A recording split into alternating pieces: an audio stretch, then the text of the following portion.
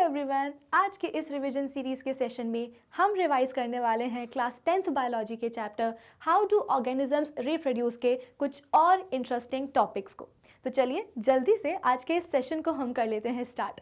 So this is Vibhuti Khare, welcome to Magnet Brains, जहाँ पे आपको सभी चैप्टर्स के वीडियो लेक्चर्स मिलने वाले हैं बिल्कुल फ्री ऑफ कॉस्ट। यानी कि मैग्नेट ब्रेन्स में आपको 2 चैप्टर्स पढ़ने के बाद किसी भी तरह का पेमेंट करने की या पैकेज परचेज करने की ज़रूरत बिल्कुल भी नहीं है, क्योंकि मैग्नेट ब्रेन्स आप सब तक पहुँचा रहा है क्वालिटी एजुकेशन बिल्कुल फ्री ऑफ कॉस्ट। तो इसी अच्छी बात से हम स्टार्ट कर लेते हैं आज का हमारा ये रिवीजन सीरीज़ का एक और नया सेशन।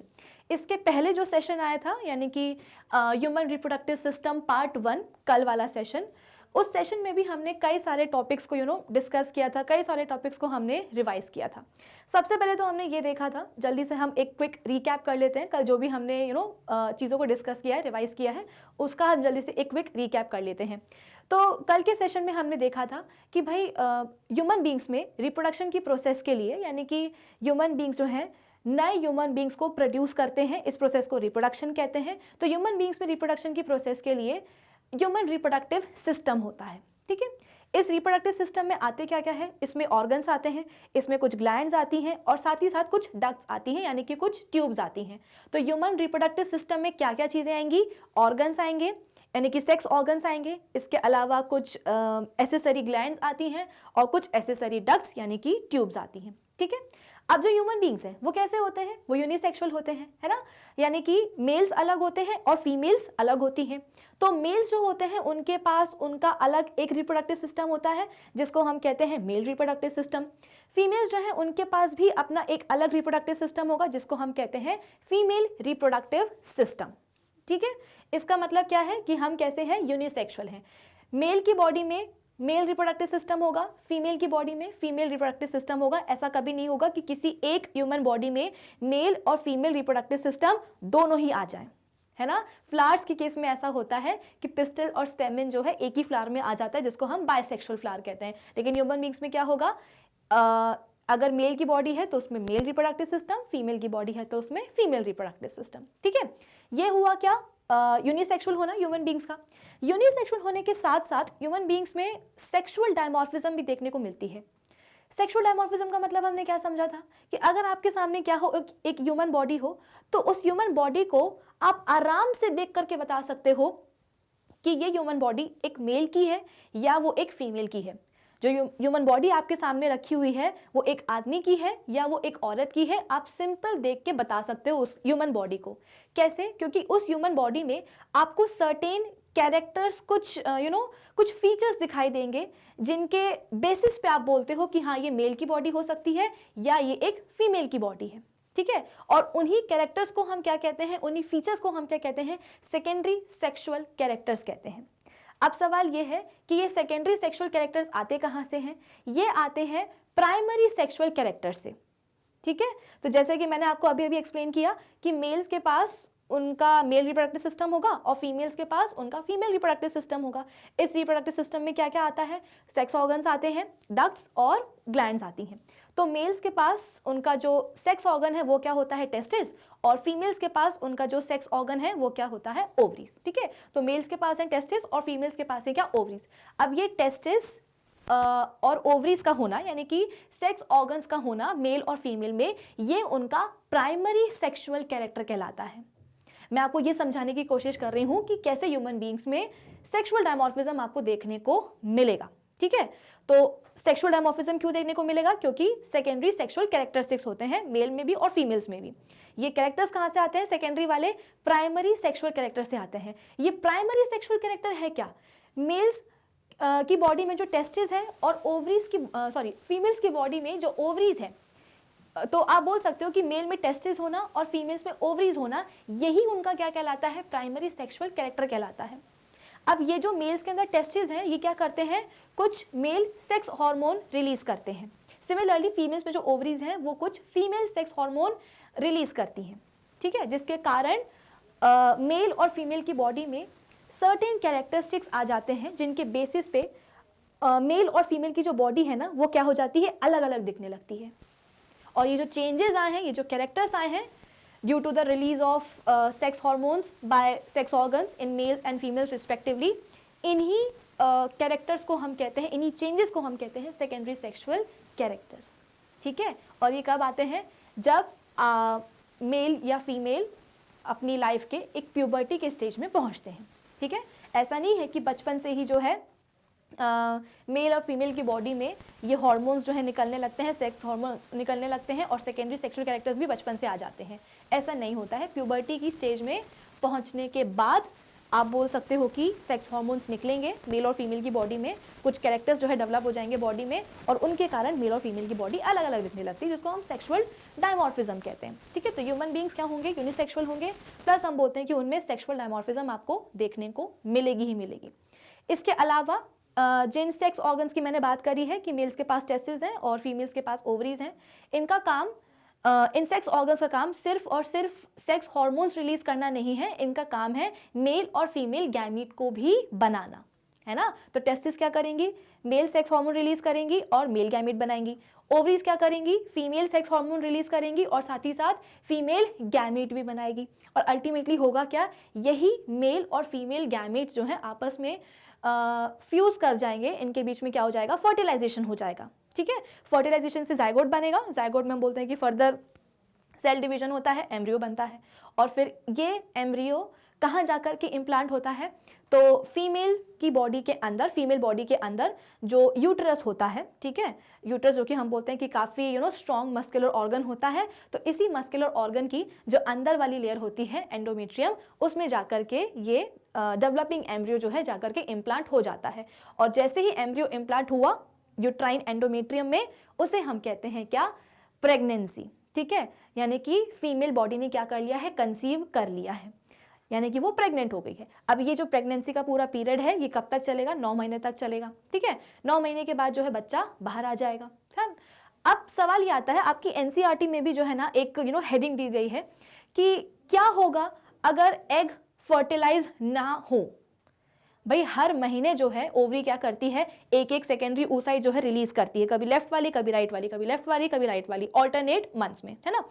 तो अगर फर्टिलाइजेशन हो रहा है, स्पर्म की एंट्री हो रही है, फर्टिलाइजेशन हो रहा है, इम्प्लांटेशन हो जाएगा, ठीक है, और हम बोलते हैं कि जो लेडी है, जो फीमेल है, वो कंसीव कर लेगी। लेकिन क्या हो अगर फर्टिलाइजेशन हो ही ना, फर्टिलाइजेशन कैसे ना हो सकता है स्पर्म आए ही ना, या स्पर्म आए भी हैं तो ओवा को फर्टिलाइज या ओवा के साथ जो है ना फ्यूज ना कर पाए। कैसा ना कर पाए, जैसे कि मैंने आपको बताया था कि जो सेकेंडरी oocyte जो होता है वो फेलोपियन ट्यूब में 24 से लेकर के 48 घंटे तक रहता है, यानी कि आप बोल सकते हो कि ऑलमोस्ट 2 दिन तक जो सेकेंडरी oocyte है वो फीमेल बॉडी का जो फेलोपियन ट्यूब होती है, जिसको हम ओविडक्ट कहते हैं, उसी में प्रेजेंट होता है।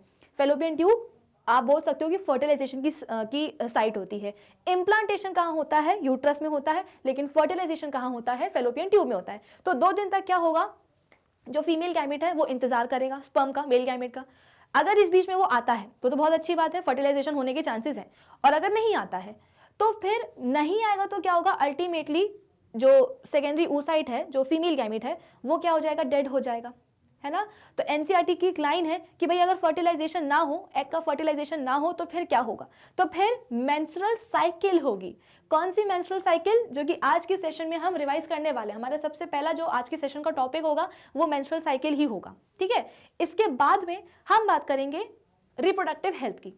रिप्रोडक्टिव हेल्थ का मतलब क्या होता है, देखो इंडिया में ना लोगों के अंदर ये मिसकंसेप्शन है कि रिप्रोडक्टिवली हेल्दी होने का मतलब होता है कि अगर कोई कपल है, ठीक है ना, मेल और फीमेल है, और अगर उनका बच्चा हो रहा है ना, एक बच्चा हो गया, 2 बच्चा हो गया, 3 बच्चे हो रहे हैं, तो दुनिया उनको क्या बोलेगी कि हाँ भाई ये क्या है, रिप्रोडक्टिवली हेल्दी है। क्यों, क्योंकि उनको सिर्फ बच्चा हो रहा है।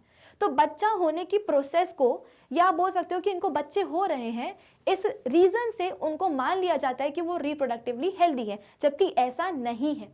रिप्रोडक्टिव हेल्थ का मतलब है कि चाहे वो मेल हो चाहे फिर वो फीमेल हो, दोनों के ही जो रिप्रोडक्टिव सिस्टम है उसके अंदर जो ऑर्गन है, जो भी ग्लैंड्स हैं, जो भी ट्यूब्स हैं, वो क्या हो, हेल्दी हो, उनमें किसी भी तरह को कोई डिसीज ना हो, किसी भी तरह का कोई इन्फेक्शन ना हो, वो प्रॉपरली जैसा उनको काम करना चाहिए वैसा वो कर रहे हैं। तब जाकर के जो है ना जो मेल है वो रिप्रोडक्टिवली हेल्दी कहलाएगा, जो फीमेल है वो रिप्रोडक्टिवली हेल्दी कहलाएगी। बच्चे पैदा होने से ये मतलब नहीं है कि कोई कपल, कोई मेल या फीमेल क्या है, रिप्रोडक्टिवली हेल्दी है। हो सकता है कि उनको लगातार बच्चे हो रहे हो, लेकिन फिर भी जो फीमेल बॉडी है उसमें कहीं किसी तरह का इन्फेक्शन हो। और कई बार या आप बोल सकते हो कि अधिकतर, मोस्ट ऑफ द टाइम्स, ये जो रिप्रोडक्टिव ट्रैक के जो इन्फेक्शंस होते हैं ये क्या होते हैं, कंटेजियस होते हैं, यानी कि सेक्सुअली ट्रांसमिटेड डिसीजेस भी पॉसिबल हैं। तो रिप्रोडक्टिव हेल्थ का मतलब ये नहीं है, दिमाग से अपने निकाल दो, कि अगर किसी को बच्चे हो रहे हैं तो ही वो क्या कहलाएगा, रिप्रोडक्टिवली हेल्दी कहलाएगा। ठीक है, बच्चे होने के बावजूद हो सकता है कि फीमेल बॉडी के अंदर या मेल बॉडी के अंदर किसी तरह का कुछ मसला चल रहा हो, कोई परेशानी चल रही हो। ठीक है, जैसे कि लड़कियों में वो बहुत कॉमन होता है पीसीओडी, ठीक है, पॉलीसिस्टिक ओवेरियन डिसीज होता है। ओवरीज के अगल बगल हम बोलते हैं कि डिपोजिशन होने लगती है। ठीक है, कई तरह के हम बोलते हैं कि उससे हेयर फॉल होने लगता है, फेशियल हेयर आने लगते हैं, बहुत समस्या होती है। तो ये जो पीसीओडी का होना है ये भी क्या है, ये अगर किसी सपोज फीमेल को पीसीओडी है लेकिन फिर भी क्या है उसके अंदर उसने कंसीव कर लिया और उसको बेबी हो रहा है या वो प्रेग्नेंट है, तो क्या तब भी वो फीमेल रिप्रोडक्टिवली हेल्दी कहलाएगी? नहीं कहलाएगी। क्यों? क्योंकि अभी भी उसके रिप्रोडक्टिव सिस्टम में कोई डिसीज है। माना कि वो कंसीव कर चुकी है लेकिन अभी भी डिसीज तो वो है ही ना, डिसीज गया तो है नहीं। इनफैक्ट बहुत सारे केसेस में ऐसा होता है कि जब भी कपल्स अगर जब भी सोचते हैं कि अब हमको फैमिली जो है ना प्लान कर लेनी चाहिए, अब हमको जो है ना बच्चे पैदा करना शुरू कर देना चाहिए, तो जब वो किसी डॉक्टर के पास जाते हैं, गायनेक के पास जाते हैं, तो धड़ाधड़ उनके सबसे पहले क्या होते हैं, टेस्ट होते हैं। मेल्स के भी होते हैं और फीमेल्स के भी होते हैं। क्यों? क्योंकि डॉक्टर अच्छी तरीके से जानना चाहती है कि भाई ये दोनों रिप्रोडक्टिवली हेल्दी है या नहीं है। अगर फीमेल की बॉडी में सपोज उसको पीसीओडी है, ठीक है, पहली बात तो ये है कि जब पीसीओडी वगैरह कुछ होता है तो कंसीव करने में बड़ी दिक्कत आती है। ठीक है, तो डॉक्टर का पहला एम क्या होता है, मोटिव क्या होता है कि सबसे पहले तो फीमेल की बॉडी से जो भी डिसीजेज हैं, जो भी प्रॉब्लम्स हैं, जो भी इश्यूज हैं रिप्रोडक्टिव सिस्टम के, उसको हम दूर करेंगे। जब दूर करेंगे तभी वो जो लेडी है, जो फीमेल है, वो कंसीव कर पाएगी। तो अपने दिमाग से हटा देना कि रिप्रोडक्टिव हेल्थ का मतलब ये है कि अगर कोई बच्चे पैदा कर पा रहा है तो वो हेल्दी होगा, ऐसा नहीं है। कई बार हो सकता है कि बच्चे पैदा हो रहे हो लेकिन फिर भी फीमेल क्या हो या मेल क्या हो, किसी परेशानी से, कोई इन्फेक्शन से, कोई बीमारी से जूझ रहा हो, ठीक है ना, रिप्रोडक्टिव सिस्टम की बीमारी से जूझ रहा हो। ठीक है, तो हम पढ़ेंगे क्या, रिप्रोडक्टिव हेल्थ। तो फर्स्ट होगा हमारा मेंस्ट्रुअल साइकिल, इसके बाद में होगा रिप्रोडक्टिव हेल्थ, इसके बाद में जो थर्ड टॉपिक होगा आज के हमारे सेशन का वो होगा पॉपुलेशन कंट्रोल। अब जैसे कि हम सबको पता है कि भाई ह्यूमन पॉपुलेशन जो है ना एवर इंक्रीजिंग है, बढ़ती जा रही है, कोई कॉमा, कोई फुल स्टॉप लग ही नहीं रहा है। और इसी एवर इंक्रीजिंग ह्यूमन पॉपुलेशन के कारण आज के टाइम पे हमारी पूरे दुनिया में पोल्यूशन इंक्रीज होता ही जा रहा है। ठीक है, तो ये हम बहुत पहले से सुनते आ रहे हैं कि बच्चे दो ही अच्छे। ठीक है, अब वो चाहे लड़का हो चाहे वो लड़की हो, कोई फर्क नहीं पड़ता, दोनों लड़कियां भी हो सकती, दोनों लड़के भी हो सकते हैं, एक लड़का या एक लड़की हो सकते हैं, कुछ भी हो सकता है। ठीक है, तो बच्चे दो ही अच्छे, ये जो स्लोगन है ये हम बहुत पहले से सुनते आ रहे हैं। 90s के बच्चों ने तो ये सुना ही सुना होगा। ठीक है, अब आप खुद ही सोचो कि कितने ऐसे लोग होंगे जो कि इस स्लोगन को फॉलो कर रहे हैं। बहुत कम, है ना। और ऐसा नहीं है कि जो फॉलो नहीं कर रहे हैं वो करना नहीं चाहते हैं। भाई देखो, हर कोई फाइनेंशियली जो है ना इतना स्टेबल तो होता नहीं है। कई लोगों की फाइनेंशियल कंडीशन जो है ना वो उतनी अच्छी नहीं होती है, लेकिन फिर भी उनके 3, 4, 5, 6 बच्चे रहते हैं। तो ऐसा नहीं है कि उनको ज़्यादा बच्चे पैदा करने का शौक है, वो भी जो है ना कहीं फुल स्टॉप लगाना चाहते हैं। वो भी अपने कपल जो है वो भी 2 बच्चे चाहता था, लेकिन हुआ क्या, उनको नॉलेज ही नहीं थी कि कैसे हम फैमिली प्लानिंग करें और कैसे हम अपना जो परिवार है वो 4 लोगों तक ही सीमित रखें, यानी कि मम्मी पापा और 2 बच्चे। उन्हें नहीं पता। ठीक है, अब होता क्या है कि इंडिया एक ऐसी कंट्री है जहाँ पे लोग रिप्रोडक्टिव हेल्थ के बारे में बात करना या फैमिली प्लानिंग के बारे में बात करना जो है ना, बात करने से बचते हैं और उनको शर्म आती है। तो इस शर्म के कारण पहली बात तो उनको ज्ञान ही नहीं है इस चीज़ का कि कैसे फैमिली प्लानिंग करी जाए, और दूसरी बात यह है कि अगर वो किसी से बात करना भी चाहे तो उनको शर्म आ जाती है। ठीक है, तो उस शर्म और उस झिझक के कारण वो खुल के बात नहीं कर पाते हैं। अपने डॉक्टर के पास जाना उनको पसंद ही नहीं होता है। तो भाई जब आप किसी जानकार के पास जाओगे ही नहीं, डॉक्टर के पास जाओगे ही नहीं, तो कैसे आपको अपनी ही बॉडी की अंदर जो चीज़ें चल रही हैं उनके बारे में पता चलेगा। ठीक है, हर कोई डॉक्टर तो होता नहीं है, हर कोई बायोलॉजी लेता भी नहीं है कि वो सब क्या करे, पढ़ाई करें इन सब चीज़ों की।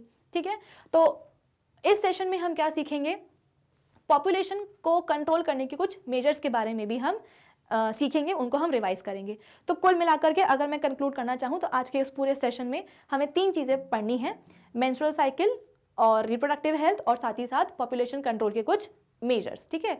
और इन तीनों टॉपिक्स को अगर हमने कवर कर लिया आज के सेशन में तो समझ लो आज का ये सेशन नहीं, ये जो हमारा चैप्टर है ना, हाउ डू ऑर्गेनिजम्स रिप्रोड्यूस, ये पूरा का पूरा हम कवर कर लेंगे, ठीक है। तो 3 टॉपिक्स रह गए हैं, फटाफट एक एक करके हम तीनों टॉपिक्स को रिवाइज करते जाते हैं, ठीक है। तो हम स्टार्ट करते हैं किसके साथ, देखो क्वेश्चन है एनसीईआरटी का, यही लाइन है, exactly what happened when egg is not fertilized. अगर एग फर्टिलाइज नहीं हुआ तो क्या होगा, कुछ नहीं होगा, कोई भारी नुकसान नहीं होगा, बस क्या हो जाएगा, मेंस्ट्रुअल साइकिल हो जाएगी।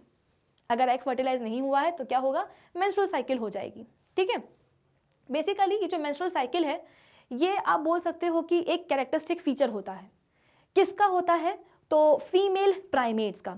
फीमेल प्राइमेट्स में कौन आते हैं, ह्यूमन बींग्स आते हैं और जो एप्स हैं वो, तो फीमेल ह्यूमन बींग्स में और जो फीमेल एप्स हैं उनमें क्या होता है, मेंस्ट्रुअल साइकिल होती है और ये उनका एक क्या है, कैरेक्टरिस्टिक फीचर है। अब आप बोलोगे कि मैम इतने सारे और भी तो मैमल्स हैं, डॉग्स हैं, कैट्स हैं, एलिफेंट है, ये हैं वो है, तो क्या गाय भैंसें हैं, तो क्या इनमें ये साइकिल नहीं होती है क्या, बिल्कुल होती है, लेकिन उस साइकिल का दूसरा नाम है जिसको हम ईस्ट्रस साइकिल कहते हैं, जो कि आपके सिलेबस में नहीं है। मैं सिर्फ आपको बता रही हूँ कि अगर हम बोल रहे हैं कि भाई जो मेंस्ट्रुअल साइकिल है वो एक कैरेक्टरिस्टिक फीचर है, किसका फीचर है, तो फीमेल प्राइमेट्स का, जिसमें कि फीमेल ह्यूमन बींग्स आते हैं और फीमेल एप्स आते हैं। तो ऐसा नहीं है, बाकी मैमल्स में भी साइकिल चलती है जिसको हम ईस्ट्रस साइकिल कहते हैं, लेकिन बाकी जो मैमल्स हैं ना उनमें मोस्ट ऑफ द एनिमल्स कैसे होते हैं, सीजनल ब्रीडर होते हैं, यानी कि वो पूरे साल जो है ब्रीडिंग की प्रोसेस नहीं करते हैं। पूरे साल में आप बोल सकते हो कि कुछ महीने उनका ब्रीडिंग सीजन आता है, ठीक है, और उसी ब्रीडिंग सीजन में उनके बेसिकली वो ब्रीड करते हैं और फिर इसके बाद में उनके यंग वंस प्रोड्यूस होते हैं, ठीक है। तो होता क्या है कि वो उनमें ईस्टर साइकिल होती है, लेकिन अभी हम बात कर रहे हैं मेंस्ट्रुअल साइकिल की। ईस्टर साइकिल हमारे सिलेबस में नहीं है तो उधर से हम अपना दिमाग हटा लेंगे। हम अभी फोकस करेंगे किसके ऊपर, मेंस्ट्रुअल साइकिल के ऊपर, जो कि कैरेक्टरिस्टिक फीचर है प्राइमेट्स का, फीमेल प्राइमेट्स का, ठीक है। मेल्स में नहीं होती है, फीमेल्स में होती है। अब इसमें होता क्या है, बेसिकली ये जो साइकिल है ये रिप्रेजेंट करती है कुछ चेंजेस को।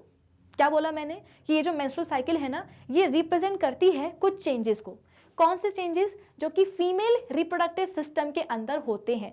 आई रिपीट, मेंस्ट्रुअल साइकिल कुछ चेंजेस को रिप्रेजेंट करती हैं। ये चेंजेस कहाँ होते हैं, फीमेल रिप्रोडक्टिव सिस्टम में होते हैं, ठीक है। क्यों होते हैं, तो जैसा कि मैंने आपको अपने प्रीवियस सेशन में भी समझाया है कि होता क्या है कि हर महीने जो यूट्रस है, ठीक है, यूट्रस की जो वॉल्स होती हैं वो क्या करती हैं, अपने आप को तैयार करती हैं, अपने आप को प्रिपेयर करती हैं, किस चीज़ के लिए, इम्प्लांटेशन के लिए। हर महीने उनको इंतज़ार रहता है कि शायद अब ओवा जो है ना वो फर्टिलाइज हुआ होगा और जो है ना एम्ब्रियो बन के आएगा और इस एम्ब्रियो को इम्प्लांट कर लेंगे और फिर कंसीव, बेसिकली जो फीमेल है वो कंसीव कर लेगी, यानी कि प्रेगनेंसी हो जाएगी, है ना। तो हर महीने की यही साइकिल होती है। अब जैसा कि हमारा हेडिंग यही है कि अगर एग फर्टिलाइज नहीं हो रहा है तो क्या होगा। तो बेसिकली जैसे कि मैंने आपको बताया कि हर महीने जो फीमेल रिप्रोडक्टिव सिस्टम है वो अपने आप को प्रिपेयर करता है, किस चीज़ के लिए, फर्टिलाइजेशन के लिए और बेसिकली इम्प्लांटेशन के लिए। तो फर्टिलाइजेशन और इम्प्लांटेशन को पॉसिबल कराने के लिए जो चेंजेस फीमेल रिप्रोडक्टिव सिस्टम में आते हैं, इन्हीं चेंजेस को कौन रिप्रेजेंट करती है, मेंस्ट्रुअल साइकिल। तो हमारी पूरी कहानी कहाँ से शुरू हुई है कि मेंस्ट्रुअल साइकिल है क्या, मेंस्ट्रुअल साइकिल रिप्रेजेंट करती है कुछ चेंजेस को। वो चेंजेस कहाँ होते हैं, फीमेल रिप्रोडक्टिव सिस्टम में होते हैं। क्यों होते हैं, क्योंकि फीमेल रिप्रोडक्टिव सिस्टम अपने आप को प्रिपेयर करती है या प्रिपेयर करता है किस चीज़ के लिए, फर्टिलाइजेशन और इम्प्लांटेशन के लिए, ठीक है। अब होता क्या है कि इस साइकिल में कुछ इवेंट्स आते हैं, ठीक है, इवेंट्स होंगे और वो इवेंट्स कैसे होते हैं, आप बोल सकते हो कि एक फिक्स्ड पीरियड के लिए होते हैं। जैसे कि एग्जांपल के लिए अगर मैं बोलूँ कि ब्रीडिंग पीरियड जो होता है, फीमेल्स में ब्रीडिंग पीरियड होता है जिसको हम मेंस्ट्रुएशन कहते हैं, ठीक है। तो ये जो ब्रीडिंग का जो पीरियड है ये फिक्स होता है।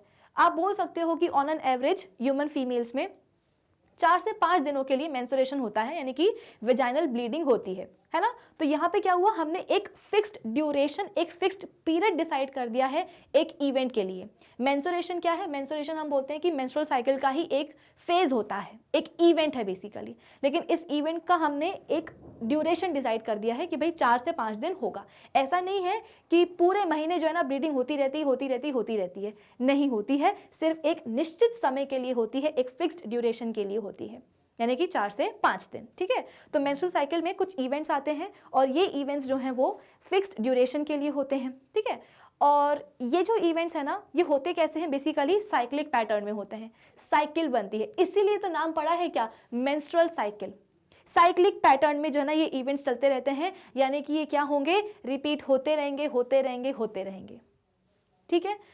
अच्छा, अब इसके बाद में होता क्या है, रेगुलेटेड बाय, जो मेंस्ट्रुअल साइकिल है इसको रेगुलेट कौन करता है, certain hormones, some of which are secreted by the pituitary gland. Pituitary gland को हम क्या कहते हैं, मास्टर ग्लैंड कहते हैं, ठीक है। छोटी सी, बहुत छोटी सी ग्लैंड होती है, आप बोल सकते हो कि जो मटर का जो दाना होता है ना, उतनी छोटी सी ये ग्लैंड होती है।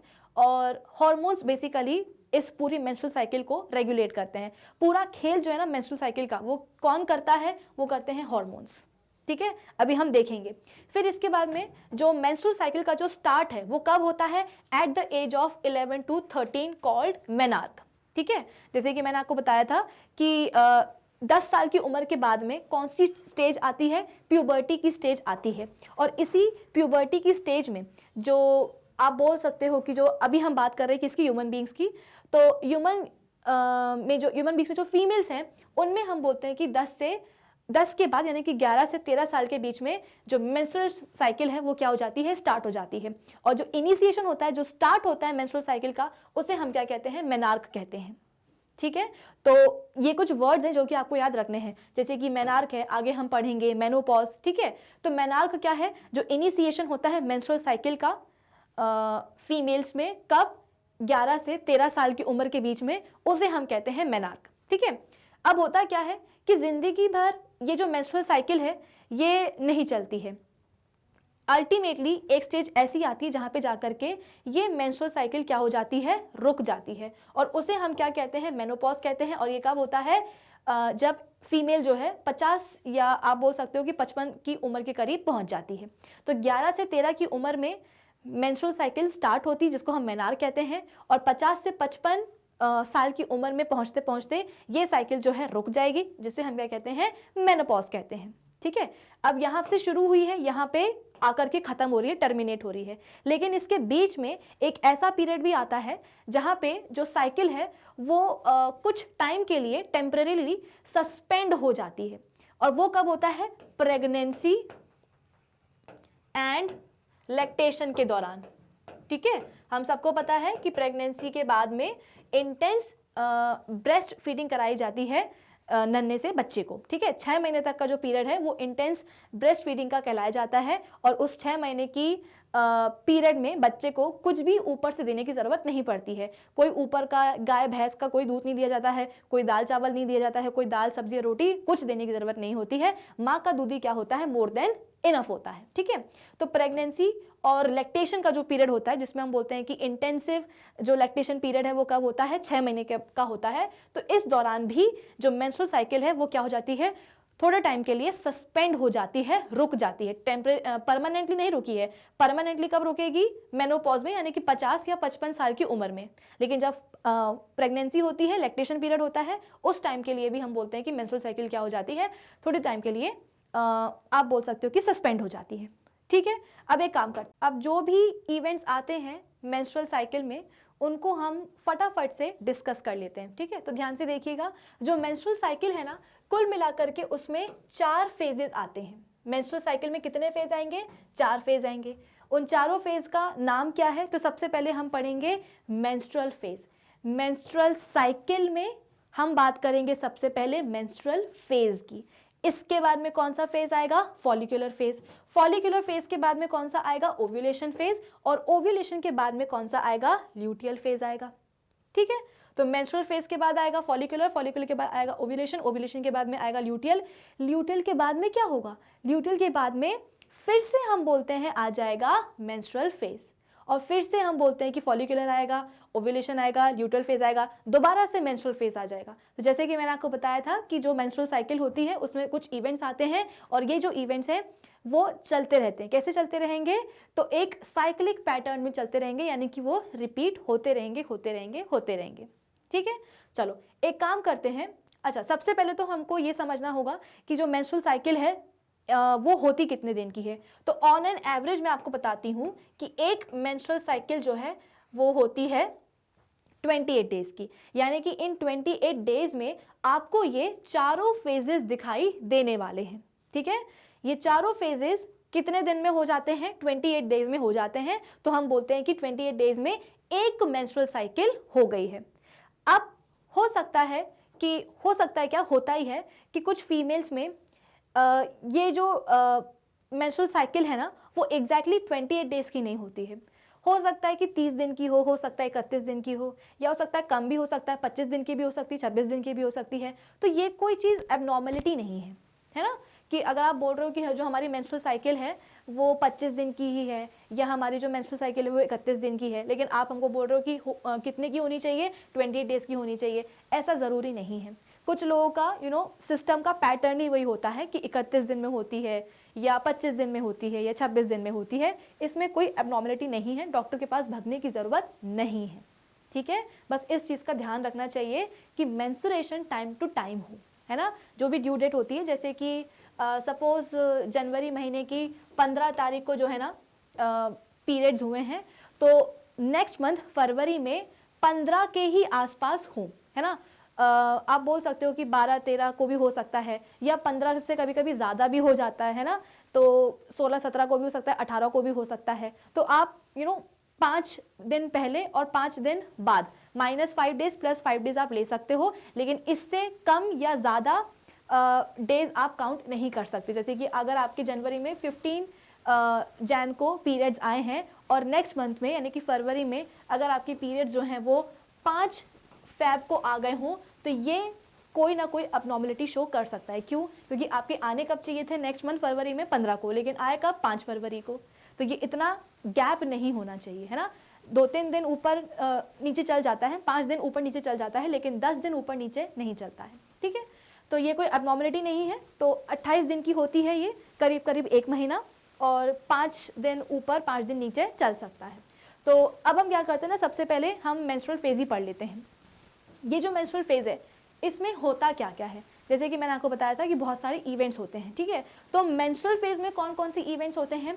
सबसे पहला तो हम बोलते हैं कि होगा वेजाइनल ब्लीडिंग। ठीक है, क्या होता है भाई? वेजाइनल ब्लीडिंग होता है, यानी कि फीमेल का जो वजाइना है वहाँ से ब्लड लॉस होता है, और उसी को हम क्या कहते हैं? वजाइनल ब्लीडिंग कहते हैं। कब होता है ये इवेंट? तो मेंस्ट्रुअल फेज में होता है। और ये जो इवेंट है, जैसे कि मैंने आपको बताया था कि निश्चित समय के लिए होता है और एक फिक्स्ड ड्यूरेशन के लिए होता है। तो ये मेंस्ट्रुअल फेज भी हम बोलते हैं कि 4 से 5 दिन तक चलता है। जो पूरा मेंस्ट्रुअल फेज है वो कितने दिन चलेगा? 4 से 5 दिन चलेगा, और इन्हीं 4 से 5 दिन में फीमेल का जो वजाइना है वहाँ से ब्लीडिंग होती है, जिसको हम वजाइनल ब्लीडिंग कहते हैं, ब्लड लॉस होता है वहाँ से। ठीक है, और इसे हम क्या कहते हैं? बेसिकली वजाइनल ब्लीडिंग को ही हम क्या कहते हैं? मेंस्ट्रुएशन कहते हैं। क्या कहेंगे? मेंस्ट्रुएशन कहेंगे।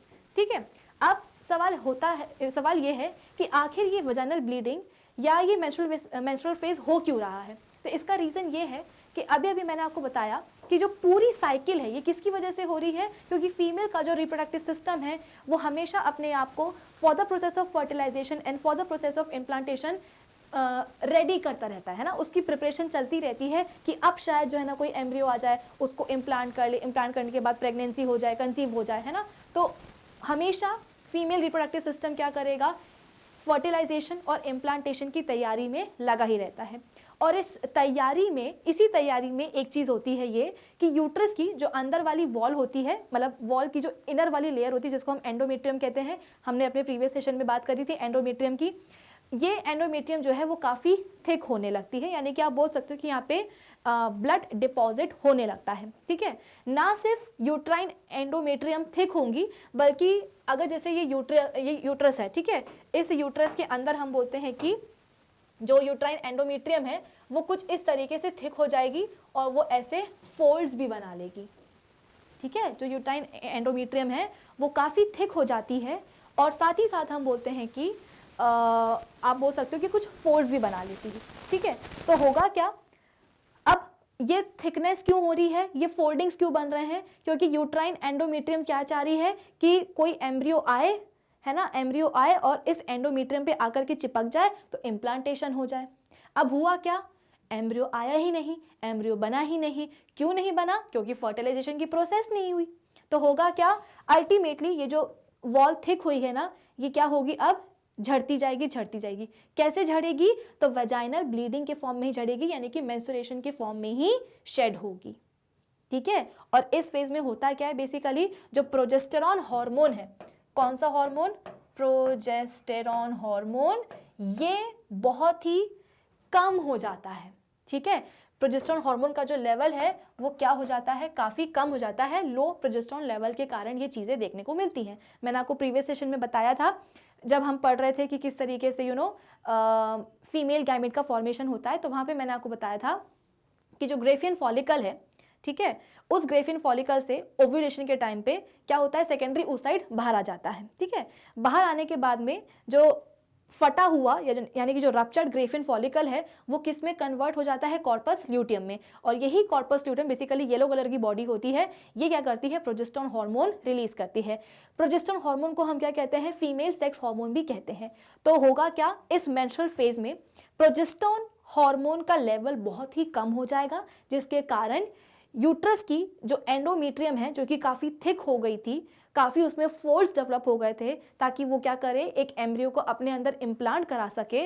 अल्टीमेटली प्रोजेस्टेरॉन हार्मोन के कम होने के कारण ये जो यूट्राइन एंडोमेट्रियम है, जो वॉल इसकी थिक हुई है, वो क्या हो जाएगी, अब शेड होने लगेगी। शेड कैसे होती है, बेसिकली बॉडी के बाहर निकल जाती है, किसके फॉर्म में, मेंस्ट्रुएशन के फॉर्म में, यानी कि वजाइनल ब्लीडिंग के फॉर्म में। और ये कितने दिन तक चलता है, 4 से 5 दिन तक ये प्रोसेस चलती रहती है। ठीक है, अब क्या हुआ, प्रोजेस्टेरॉन का लेवल, जैसे कि मैंने आपको बताया था, देखो इस स्लाइड में लिखा हुआ था कि regulated by certain hormones, some of which are secreted by the pituitary gland. ये जो पूरी मेंस्ट्रुअल साइकिल की जो प्रोसेस है ना, पूरी साइकिल जो है ना, ये इसे कौन रेगुलेट करता है, हार्मोन्स ही रेगुलेट करते हैं। कैसे, अब देखो, ये जो प्रोजेस्टेरॉन का लेवल कम हुआ है ना, अब ये लो प्रोजेस्टेरॉन लेवल किसको जाकर के कंप्लेन करेगा, मास्टर ग्लैंड को, यानी कि पिट्यूटरी ग्लैंड को। लो प्रोजेस्टेरॉन लेवल जाकर के पिट्यूटरी ग्लैंड को बोलेगा कि भाई कुछ करो, है ना, कुछ करो, क्योंकि यूट्राइन एंडोमेट्रियम जो है अब वो शेड हो चुकी है। लेकिन जो यूट्रस की जो वॉल है, जो एंडोमेट्रियम है, वो हार नहीं मानेगी। वो क्या करेगी, वो फिर से खुद को जो है इम्प्लांटेशन और फर्टिलाइजेशन की प्रोसेस के लिए प्रिपेयर करेगी। तो लो प्रोजेस्टेरॉन ने जाकर के बोला पिट्यूटरी ग्लैंड को कि भाई कुछ करो। तो इस पिट्यूटरी ने क्या किया, इस पिट्यूटरी ने FSH हार्मोन को रिलीज करा दिया। किसको रिलीज करा दिया, FSH। इसका नाम क्या होता है, फॉलिकल स्टिमुलेटिंग हार्मोन। क्या नाम होता है इसका, फॉलिकल स्टिमुलेटिंग हार्मोन। अब इस हार्मोन का काम क्या होगा, जैसा नाम है वही काम है, फॉलिकल को स्टिमुलेट करना। मैंने आपको कल ही समझाया था, कई बच्चों को लगा होगा कि मैम ने फॉलिकल्स के बारे में कुछ ज़्यादा ही पढ़ा दिया। ज़्यादा नहीं पढ़ाया है, वो सब समझना आपके लिए ज़रूरी है, वरना ये साइकिल आपको समझ में नहीं आएगी। तो हुआ क्या कि पिट्यूटरी ग्लैंड ने FSH हार्मोन को रिलीज करवा दिया। ठीक है, अब ये जो हार्मोन है ये क्या करेगा, जैसे कि मैंने आपको बताया था कि ओवरीज में, फीमेल की ओवरीज में बहुत सारे फॉलिकल्स होते हैं, है ना। जब फीमेल फीटस होती है, यानी कि फीटल स्टेज में होती है, और वो अपनी माँ की यूट्रस में होती है, उस समय पे जो फीमेल फीटस है उसकी ओवरी में 7 मिलियन फॉलिकल्स होते हैं। ठीक है, फिर इसके बाद में हम बोलते हैं कि बर्थ के टाइम पे कितने रह जाते हैं फॉलिकल्स, 2 मिलियन रह जाते हैं, है ना, ये भी मैंने आपको एक्सप्लेन किया था। फिर इसके बाद में प्यूबर्टी की एज तक पहुंचते पहुंचते फीमेल बॉडी के अंदर जो ओवरीज हैं उसमें फॉलिकल्स बहुत कम रह जाते हैं। कितने कम रह जाते हैं, 60 to 80,000। 60 to 80,000 भी किसमें, केवल एक ओवरी में। ठीक है, 60 to 80,000 फॉलिकल्स एक ओवरी में रह जाते हैं। कब रह जाते हैं, प्यूबर्टी की स्टेज तक आते आते। ठीक है, अब हो गया क्या, इतने सारे फॉलिकल्स हैं, इन इतने सारे फॉलिकल्स में होता क्या है, 6 से 8 फॉलिकल्स के ऊपर ये जो FSH है ना, ये अपना काम करना शुरू कर देता है। याद रखिएगा, फीमेल ओवरीज में जितने फॉलिकल्स आ सकते थे बर्थ के टाइम तक, उतने ही आएंगे। और फॉलिकल्स का नंबर इंक्रीज नहीं हो सकता है। स्पर्म्स जो है न्यू बनते रहते हैं, लेकिन फॉलिकल्स जितने आ चुके हैं बर्थ के टाइम पर फीमेल ओवरी के अंदर उतने ही रहेंगे। इनफैक्ट वो हम बोलते हैं कि धीरे धीरे क्या हो जाएंगे, कम होते जाएंगे। ठीक है, तो हुआ क्या यहाँ पे, हुआ ये कि इतने सारे फॉलिकल्स थे एक ओवरी में। ठीक है, एक ओवरी में से इतने सारे फॉलिकल्स में से कुछ 6 से 8 फॉलिकल्स को लेकर के आए, और इन 6 से 8 फॉलिकल्स के ऊपर ये जो FSH हार्मोन है ये क्या करेगा, अपना काम करेगा।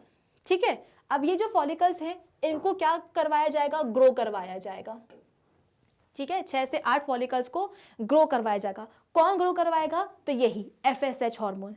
इसलिए मैंने कहा था कि जैसा नाम है वैसे ही काम है। ये क्या करेगा, फॉलिकल स्टिमुलेटिंग हार्मोन इतने सारे फॉलिकल्स में से 6 से 8 फॉलिकल्स को क्या करेगा, वो स्टिमुलेट करेगा और उनको वो क्या करवाएगा, ग्रो करवाएगा। ठीक है, अब इन्हीं 6 से 8 फॉलिकल में से सिर्फ और सिर्फ एक प्राइमरी फॉलिकल, सिर्फ और सिर्फ एक प्राइमरी फॉलिकल जो है वो क्या होगा, वो डेवलप होगा और वो मैच्योर हो जाएगा। यानी कि वो कन्वर्ट होगा किस में, प्राइमरी oocyte में। प्राइमरी oocyte के बाद हम बोलते हैं कि क्या फॉर्म हो जाएगा, सेकेंडरी oocyte फॉर्म हो जाएगा। और ये जो सेकेंडरी oocyte है ये किसके अंदर होता है भाई, ये होता है ग्रेफियन फॉलिकल के अंदर।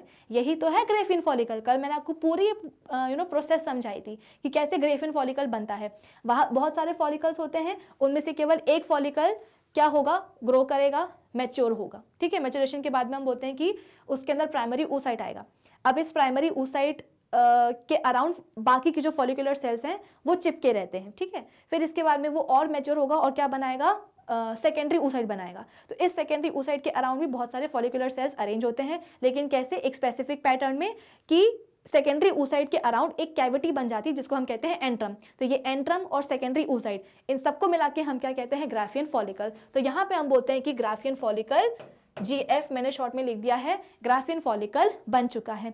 अब ये जो ग्राफियन फॉलिकल है ये क्या करता है, ईस्ट्रोजन हार्मोन रिलीज करता है। तो दो हार्मोन्स, दो नहीं, हमने अभी तक 3 हार्मोन्स पढ़ लिए हैं। सबसे पहले हमने पढ़ा था प्रोजेस्टेरॉन, इसके बाद में हमने पढ़ा कौन सा, FSH के बाद हमने पढ़ा कौन सा, ईस्ट्रोजन। ठीक है, तो जो ग्राफियन फॉलिकल है ये क्या करेगा, ईस्ट्रोजन हार्मोन रिलीज करेगा।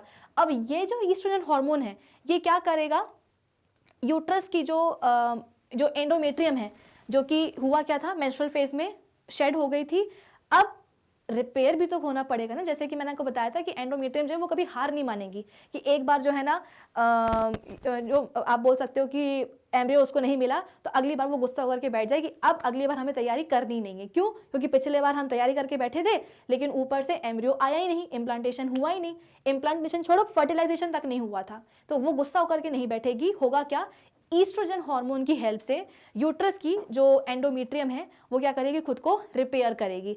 फिर से हम बोलते हैं कि वो थिक होती जाएगी, होती जाएगी। ठीक है, और इस पूरे फेज को हम क्या कहते हैं, इसको हम कहते हैं फॉलिकुलर फेज। क्यों, क्योंकि ये पूरा फेज किसके कारण हो रहा है, इसी FSH हार्मोन के कारण हो रहा है, फॉलिकल स्टिमुलेटिंग हार्मोन के कारण हो रहा है। इसीलिए इस फेज का नाम क्या रखा गया है, फॉलिकुलर फेज। क्या आप इस चीज को समझ रहे हो, हुआ क्या था, मेंस्ट्रुअल फेज से कहानी शुरू हुई थी, प्रोजेस्टेरॉन का लेवल बहुत कम हो गया था जिसके कारण यूट्राइन एंडोमेट्रियम जो है वो शेड हो गई थी, वेजाइनल ब्लीडिंग हुई थी, 4 से 5 दिन तक यही फेज चला था। फिर लो प्रोजेस्टेरॉन लेवल ने जाकर के पिट्यूटरी ग्लैंड को बोला कि भाई कुछ करो। पिट्यूटरी ग्लैंड ने क्या करा, FSH हार्मोन रिलीज कर दिया। इस FSH हार्मोन ने करा क्या, ओवरी में दोनों में से किसी एक ओवरी में से 6 से 8 फॉलिकल्स के ऊपर अपना काम करना शुरू किया। यानी कि 6 से 8 फॉलिकल्स क्या करने लगते हैं, ग्रो करने लगते हैं। फिर इन 6 से 8 फॉलिकल में से केवल एक प्राइमरी फॉलिकल क्या होता है, मैच्योर होता है, और मैच्योर होने के बाद में हम बोलते हैं कि प्राइमरी oocyte बनता है, फिर सेकेंडरी oocyte बनता है और अल्टीमेटली ग्राफियन फॉलिकल बन जाता है। और यही ग्राफियन फॉलिकल हम बोलते हैं कि ईस्ट्रोजन हार्मोन रिलीज करता है। और ये जो ईस्ट्रोजन हार्मोन है इसके इन्फ्लुएंस में जो यूट्रस की जो एंडोमेट्रियम है वो क्या होने लगती है, फिर से अपने आप को रिपेयर करने लगती है। ठीक है, और इस पूरे फेज को हम क्या कहते हैं, फॉलिकुलर फेज कहते हैं। ठीक है, आई होप इतना सबको समझ में आ रहा होगा। क्यों क्यों कह रहे हैं इसको फॉलिकुलर फेज, क्योंकि ये FSH हार्मोन के इन्फ्लुएंस में फेज चल रहा है। ठीक है, अब ये जो फेज है ये कितने दिन तक रहता है, ये आप बोल सकते हो कि 1 से 13 डेज तक का ये पीरियड रहता है। जैसे कि मैंने आपको बताया था कि हर एक फेज जो है ना एक निश्चित समय के लिए होता है। तो जो मेंस्ट्रुअल फेज है, सपोज आप बोल सकते हो कि हम जनवरी से लेते हैं, ठीक है ना, 1 जनवरी को मेंस्ट्रुएशन स्टार्ट हुआ है, यानी कि फीमेल बॉडी में पीरियड्स आए हैं, ठीक है। तो 1 जनवरी से कहानी शुरू हुई है, ठीक है। 1 जनवरी से लेकर के आप समझ सकते हो कि 4 से 5 दिन, ठीक है ना, 4 से 5 दिन, या आप बोल सकते हो कि 1 जनवरी से चलो 5 जनवरी तक क्या हुआ है, वेजाइनल ब्लीडिंग हुई है, मेंस्ट्रुएशन हुआ है, ठीक है। अब हो गया क्या, 1 जनवरी से ही आप बोल सकते हो कि ऑलमोस्ट 13 जनवरी तक कौन सा फेज चलेगा, यही फॉलिकुलर फेज चलेगा। तो 1 से 5 जनवरी तक जो है मेंस्ट्रुअल फेज चला था, और साइमल्टेनियसली 1 से 13 जनवरी तक कौन सा फेज चला, फॉलिकुलर फेज चला। क्यों? क्योंकि मेंस्ट्रुअल फेज तो स्टार्ट हो चुका है ना, यूट्राइन एंड्रोमेट्रियम जो है झड़ रही है, साथ ही साथ क्या होगा, प्रोजेस्टेरोन का जो लो लेवल है वो FSH रिलीज करवा देगा, किससे, पिट्यूटरी ग्लैंड से, और ये FSH क्या करेगा, फॉलिकल्स पे 6 से 8 फॉलिकल्स पे क्या करेगा, एक्ट करेगा, उनको ग्रो करवाएगा, फिर प्राइमरी फॉलिकल बनेगा, प्राइमरी oocyte बनेगा, सेकेंडरी oocyte बनेगा, ग्राफिन फॉलिकल बनेगा, ईस्ट्रोजन निकलेगा, ठीक है ना। ये ईस्ट्रोजन क्या करेगा, आगे जाकर के एंडोमेट्रियम की वॉल को बोलेगा हाँ हाँ होती जाओ रिपेयर, कोई टेंशन की बात नहीं है। तो 1 जनवरी से 13 जनवरी तक क्या होगा, यही फॉलिकुलर फेज चलने वाला है। आप बोल सकते हो कि एक एग को डेवलप होने के लिए 13 डेज लग ही जाते हैं, ठीक है। चलो, तो अब हुआ क्या, 13 जनवरी तक की कहानी समझ में आई होगी सबको। अब होगा क्या, 14th डे आएगा, ठीक है ना। ये पूरी आप बोल सकते हो कि 1 जनवरी से मेंस्ट्रुअल साइकिल शुरू हो चुकी है। मेंस्ट्रुअल साइकिल कैसे शुरू हुई है, मेंस्ट्रुअल फेज से शुरू हुई है, यानी कि 1 से 5 जनवरी तक पीरियड्स हुए हैं, 1 से 13 जनवरी तक हम बोलते हैं कि फॉलिकुलर फेज चलेगा। अब आएगा क्या, 14th जनवरी। 14th जनवरी को हुआ क्या, 14th जनवरी है क्या एग्जैक्टली, मेंस्ट्रुअल साइकिल का 14th डे है। मेंस्ट्रुअल साइकिल का कौन सा डे है, 14th डे है, और डेट क्या चल रही है, 14th जनवरी ही चल रही है, ठीक है ना। बहुत सिस्टमैटिकली मेंस्ट्रुअल साइकिल अभी हो रही है। फिर हुआ क्या, आप बोल सकते हो कि ओवरी ने सॉरी जो हमारी पिट्यूटरी ग्लैंड है उसने क्या किया। अच्छा, एक और चीज़ होती है, ये जो ईस्ट्रोजन लेवल है ना, ये जाकर के आगे आप जैसे कि हम बोलते हैं कि ग्राफिन फॉलिकल ने ईस्ट्रोजन निकलवा दिया है। अब ये ईस्ट्रोजन जाकर के पिट्यूटरी ग्लैंड से बोलेगा कि सुनो, अब जो कि हम रिलीज हो चुके हैं, यानी कि सेकेंडरी oocyte बन चुका है, तो एक काम करो, अब फॉलिकल स्टिमुलेटिंग हार्मोन को जो है ना रोक लो। क्यों? क्योंकि फॉलिकल स्टिमुलेटिंग हार्मोन कर क्या रहा था, वो फॉलिकल्स को स्टिमुलेट कर रहा था, है ना, और उसी से सेकेंडरी oocyte बन रहा था। लेकिन अब ईस्ट्रोजन ने बोला कि भाई सेकेंडरी oocyte एक बन चुका है, यही सेकेंडरी oocyte क्या बनेगा, ओवम बनेगा। इसी ओवम से जो है ना स्पर्म आकर के फ्यूज होगा, फर्टिलाइजेशन होगा, और इसी से जो है एम्ब्रियो का डेवलपमेंट होने वाला है। तो एक एम्ब्रियो को संभालने की जिम्मेदारी यूट्रस ले सकता है। फीमेल बॉडी डिजाइन ही कुछ इस तरीके से होती है, अभी मैं ट्विंस की बात नहीं कर रही हूँ, ठीक है। तो एक एम्ब्रियो को संभालने की रिस्पॉन्सिबिलिटी यूट्रस ले सकता है। तो इसलिए ईस्ट्रोजन ने बोला जाकर के किसको, पिट्यूटरी ग्लैंड को, कि अब FSH को कंट्रोल कर लो। अब क्योंकि एक सेकेंडरी oocyte बन चुका है, तो अब और फॉलिकल्स को स्टिमुलेट करने की जरूरत नहीं है, उनको भड़काने की जरूरत नहीं है, उनको मैच्योर कराने की जरूरत नहीं है। तो ईस्ट्रोजन ने जाके क्या किया, पिट्यूटरी ग्लैंड को बोला कि भाई FSH को कंट्रोल कर लो। पिट्यूटरी ग्लैंड ने क्या किया, FSH को कंट्रोल कर भी लिया, बात मान ली ईस्ट्रोजन की। लेकिन हुआ क्या, पिट्यूटरी ग्लैंड ने एक और हार्मोन को रिलीज कर दिया, जिसको हम क्या कहते हैं, ल्यूटेनाइजिंग हार्मोन। क्या कहेंगे, ल्यूटेनाइजिंग हार्मोन कहते हैं। ये ल्यूटेनाइजिंग हार्मोन क्या करता है, ये जो ग्राफिन फॉलिकल बना है ना, इस ग्राफिन फॉलिकल को वो रप्चर करा देगा। और जैसे ही ग्राफिन फॉलिकल रप्चर हुआ, उसके अंदर कौन प्रेजेंट था, सेकेंडरी oocyte। ये सेकेंडरी oocyte हो जाएगा रिलीज। कहाँ रिलीज हो जाएगा, ओवरी से ही निकल जाएगा। मतलब ग्राफिन फॉलिकल से तो बाहर निकल ही है सेकेंडरी oocyte, सिर्फ उससे बाहर नहीं निकलेगा, ओवरी से ही हम बोलते हैं कि बाहर निकल जाएगा। और ओवरी से बाहर निकलने की प्रोसेस को हम क्या कहते हैं, ओव्यूलेशन कहते हैं। यानी हुआ क्या, पिट्यूटरी ग्लैंड ने ल्यूटेनाइजिंग हार्मोन को रिलीज कराया, जिसके कारण ग्राफिन फॉलिकल रप्चर हो गया, सेकेंडरी oocyte रिलीज हो गया, और ये सेकेंडरी oocyte ओवरी के बाहर चला गया, जिसको हम कहते हैं क्या, ओव्यूलेशन। और कब हुआ है ये, मेंस्ट्रुअल साइकिल के 14th डे में, ठीक है, 14th डे में। और इस दिन डेट कौन सी है, डेट है अपनी 14 जनवरी। कौन सी डेट है भाई, 14 जनवरी है। तो मेंस्ट्रुअल साइकिल के 14th डे पे क्या हो गया, ओव्यूलेशन हो गया, ठीक है। सेकेंडरी oocyte जो है बाहर निकल गया। अब ये जो सेकेंडरी oocyte है कहाँ बाहर निकला है, ओवरी से तो बाहर निकल गया है। फिर क्या होगा, जो फेलोपियन ट्यूब है, ठीक है ना, जो फेलोपियन डक्ट है उसका जो इन्फंडिबुलम में जो फिम्ब्रे प्रेजेंट होते हैं, अगर आपको पिछली सेशन अगर आपको याद हो तो फिम्ब्रे क्या करते हैं, इस सेकेंडरी oocyte को लेते हैं और आगे की तरफ फेलोपियन ट्यूब में भेज देते हैं, ठीक है। फेलोपियन ट्यूब में जो सेकेंडरी oocyte है ये कब तक रहेगा, 2 दिन रहेगा, यानी कि 24 से 48 घंटे तक रहेगा। अब अगर इस बीच स्पर्म आ जाते हैं तो फर्टिलाइजेशन हो जाएगा, नहीं अगर आए हैं स्पर्म्स तो फर्टिलाइजेशन नहीं होगा। इसके बाद में क्या होगा, ये जो सेकेंडरी oocyte है ये हम बोलते हैं कि डेड हो जाएगा, है ना, डीजेनरेट हो जाएगा। तो हुआ क्या, ओव्यूलेशन फेज सबको समझ में आ गया, 14th डे पे हुआ, ठीक है। अब 2 दिन तक हम बोलते हैं वही रहा। अब 14th डे से 15th से लेकर के 18th डे तक, ठीक है, 15th से लेकर के 18th डे तक क्या होगा, ये हम बोलते हैं कि ल्यूटियल फेज होगा। कौन सा फेज होगा, यही ल्यूटियल फेज होगा, ठीक है।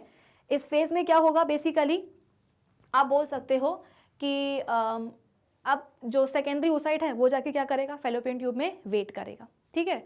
और इस हार्मोन के कारण, ये जो ल्यूटेनाइजिंग हार्मोन है जिसको हम LH हार्मोन कहते हैं, ठीक है ना, LH, इसके कारण हम बोलते हैं कि और ज़्यादा जो है यूट्राइन एंडोमेट्रियम जो है खुद को क्या करेगी, थिक करने की कोशिश करेगी। क्यों, क्योंकि अब यूट्राइन एंडोमेट्रियम को समझ में आ गया है कि भाई ओव्यूलेशन हो गया है और अगर स्पर्म अगर आ गए तो फर्टिलाइजेशन हो जाएगा। फर्टिलाइजेशन हुआ इसका मतलब क्या होगा, जाइगोट बनेगा, जाइगोट के बाद क्या बनेगा, एम्ब्रियो बनेगा, और इसी एम्ब्रियो को कैच करने के लिए ही तो यूट्राइन एंडोमेट्रियम बैठी है। तो LH हार्मोन के अंडर और हम बोलते हैं कि यूट्राइन एंडोमेट्रियम जो है वो क्या होती जाएगी, थिक होती जाएगी, ठीक है। अब हुआ क्या, हुआ ये कि इस दौरान बेसिकली जो ग्रेफिन फॉलिकल है, जो मैंने आपको पहले भी बताया था कि जो रप्चर्ड ग्रेफिन फॉलिकल होता है वो क्या करता है, रप्चर्ड ग्रेफियन फॉलिकल ये क्या करता है, ये बेसिकली हम बोलते हैं कि कॉर्पस ल्यूटियम यानी कि येलो कलर की बॉडी बनाता है, और ये कॉर्पस ल्यूटियम क्या करता है, प्रोजेस्टेरॉन हार्मोन रिलीज कराता है। तो प्रोजेस्टेरॉन हार्मोन हम बोलते हैं कि अब इंक्रीज हो गया है, और ये प्रोजेस्टेरॉन हार्मोन प्रेगनेंसी को मेंटेन करने में बहुत हेल्प करता है, और इस हार्मोन के इन्फ्लुएंस में आकर के यूट्राइन एंडोमेट्रियम और थिक होती जाती है, ठीक है। यूट्राइन एंडोमेट्रियम हम बोलते हैं कि और थिक होती जाती है। अब हुआ क्या, फर्टिलाइजेशन हुआ ही नहीं, ठीक है, और हम बोलते हैं कि एम्ब्रियो आया नहीं, तो अल्टीमेटली क्या होगा, ये जो कॉर्पस ल्यूटियम है ये हम बोलते हैं कि डिग्रेड हो जाएगा, जिसके कारण प्रोजेस्टेरॉन का लेवल हम बोलते हैं कि फिर से कम हो जाएगा, और प्रोजेस्टेरॉन हार्मोन का लेवल के कम होने का मतलब क्या है, मेंस्ट्रुअल फेज आ चुका है।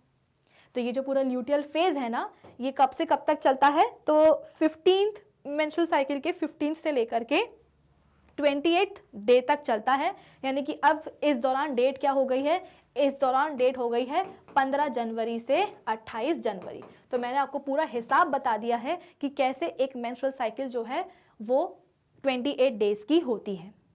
जल्दी से इसको हम रिवाइज करते हैं जो भी अभी तक हमने बातें पढ़ी हैं। हम शुरुआत कर रहे हैं 1 जनवरी से, ठीक है ना। 1 जनवरी को क्या हुआ है, मेंस्ट्रुएशन स्टार्ट हुआ है, यानी कि फीमेल बॉडी में आप बोल सकते हो कि वेजाइनल ब्लीडिंग हो रही है, ठीक है। क्यों हो रही है, क्योंकि प्रोजेस्टेरॉन का लेवल बहुत ही कम है और यूट्राइन एंडोमेट्रियम जो है वो क्या हो रही है, अब झड़ रही है, ठीक है। अब क्या हुआ, 4 से 5 दिन तक ब्लीडिंग हुई, इसके बाद में लो प्रोजेस्टेरॉन लेवल ने जाकर के पिट्यूटरी ग्लैंड को बोला कि कुछ करो। ग्लैंड ने क्या किया, पिट्यूटरी ग्लैंड ने FSH हार्मोन रिलीज करवा दी, जिसको हम क्या कहते हैं, फॉलिकल स्टिमुलेटिंग हार्मोन कहते हैं। इस हार्मोन ने क्या किया, किसी एक ओवरी के 60 to 80,000 फॉलिकल्स में से कुछ 6 से 8 फॉलिकल्स के ऊपर अपना रंग दिखाना शुरू किया, ठीक है, जिसके कारण ये जो फॉलिकल्स हैं वो ग्रो होने लगे। लेकिन इन सभी 6 से 8 फॉलिकल्स में से केवल एक follicle primary follicle primary oocyte बनेगा, सेकेंड प्राइमरी के बाद में वो सेकेंडरी oocyte बनेगा, और अल्टीमेटली हम बोलते हैं कि ग्राफिन फॉलिकल बन जाएगा। इस ग्राफिन फॉलिकल ये क्या करेगा, ईस्ट्रोजन हार्मोन रिलीज करेगा, ठीक है। इस ईस्ट्रोजन हार्मोन के इन्फ्लुएंस में आकर के जो यूट्राइन एंडोमेट्रियम है वो क्या होगी, अपने आप को रिपेयर करना शुरू कर देगी। तो इसको हम क्या कहते हैं, पूरे को फॉलिकुलर फेज कहते हैं, और ये कब से कब तक चलेगा, 1 जनवरी से 13 जनवरी तक चलेगा।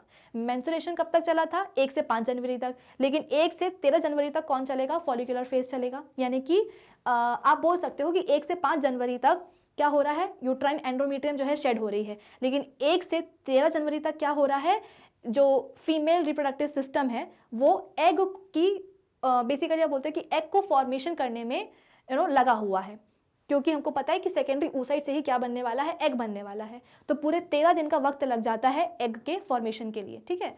अब हुआ क्या कि ईस्ट्रोजन ने बोला किसको, पिट्यूटरी ग्लैंड को, कि अब हम रिलीज हो गए हैं, अब एक काम करो, एफएसएच को रिलीज करना बंद करो। क्यों? क्योंकि ऑलरेडी एक सेकेंडरी oocyte बन चुका है और इसी से एक ओवम बनेगा और इसी से एक फर्टिलाइजेशन के बाद में एम्ब्रियो बनेगा। तो अब फर्दर और फॉलिकल्स को भड़काने की या उनको मैच्योर कराने की जरूरत नहीं है। तो एफएसएच का सेक्रेशन हो गया क्या, बंद। फिर इसके बाद में क्या हुआ ये कि पिट्यूटरी ग्लैंड ने एफएसएच को रिलीज को तो बंद कर दिया, लेकिन एक और हार्मोन भेज दिया जिसको हम कहते हैं ल्यूटेनाइजिंग हार्मोन। अब ये हार्मोन क्या करेगा, बेसिकली ये एलएच हार्मोन ग्राफिन फॉलिकल को रप्चर करवा देगा, जिसके कारण सेकेंडरी oocyte रिलीज हो जाएगा, ओवरी के बाहर चला जाएगा, जिसको हम क्या कहते हैं, ओव्यूलेशन कहते हैं। ये कब हुआ, 14 जनवरी को हुआ, यानी कि मेंस्ट्रुअल साइकिल के 14th डे में हुआ, ठीक है।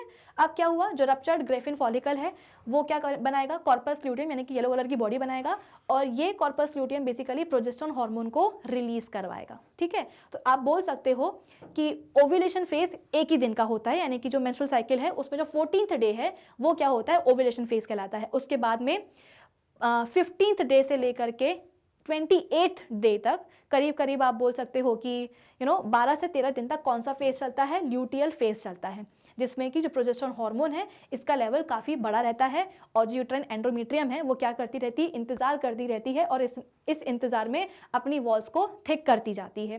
तो इस पूरे फेज को हम क्या कहते हैं, ल्यूटियल फेज कहते हैं, यानी कि 15 से 28 जनवरी तक कौन सा फेज चलेगा, ल्यूटियल फेज चलेगा। इसके बाद में क्या होगा, नेक्स्ट मंथ आ जाएगा, ठीक है। नेक्स्ट मंथ मतलब अभी नहीं आया है, अभी हम बोलते हैं कि 28 जनवरी ही चल रहा है।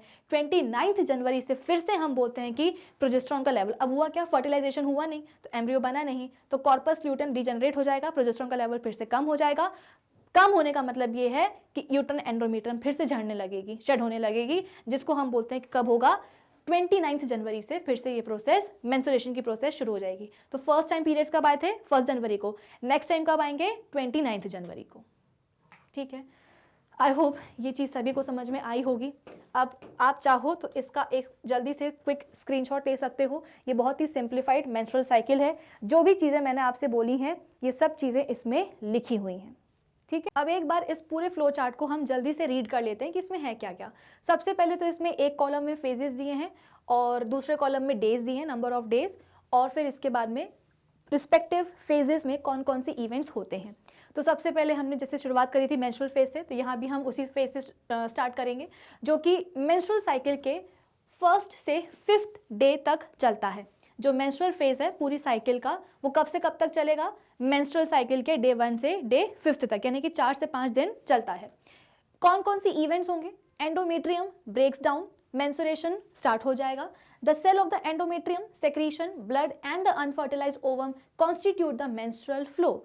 अब कुछ बच्चों को ये डाउट आएगा कि मैम अगर एग जो है फर्टिलाइज नहीं हुआ है तो फिर उसका हुआ क्या है ना, ओवम कहाँ गया। तो वो जो अनफर्टिलाइज्ड एग है वो वेजाइनल फ्लो जो होता है, जो वेजाइनल ब्लीड होता है, उसी के थ्रू बॉडी से बाहर चला जाता है। इसके अलावा एंडोमेट्रियम के सेल होते हैं, ब्लड होता है, उनका सेक्रीशन होता है, ये सब चीज़ें मेंस्ट्रुअल फ्लो में प्रेजेंट होती हैं।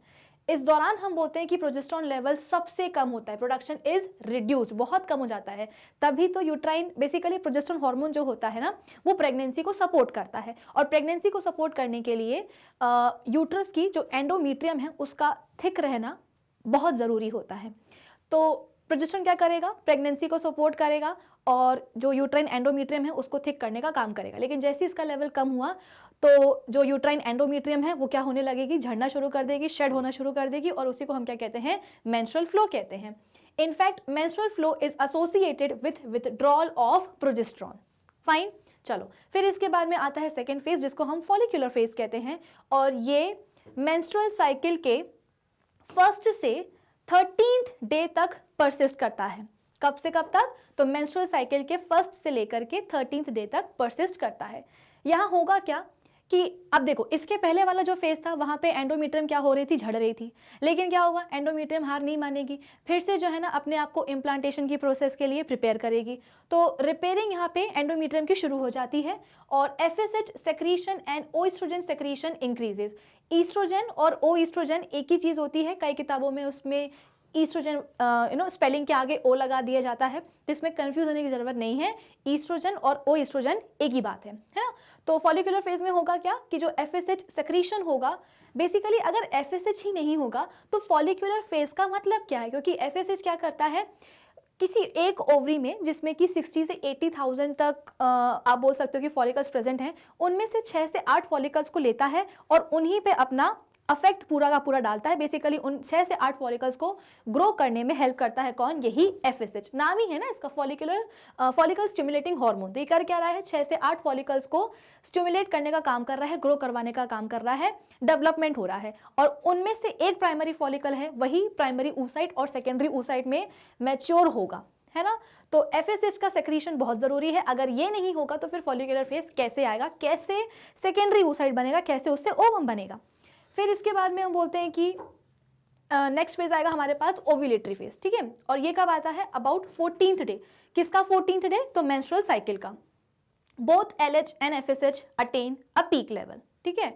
अब यहाँ पे क्या होता है, जो पिट्यूटरी ग्लैंड है वो LH हार्मोन जो है रिलीज कर देती है, जिसके कारण आप बोल सकते हो कि जो ग्राफियन फॉलिकल है वो रप्चर हो जाएगा।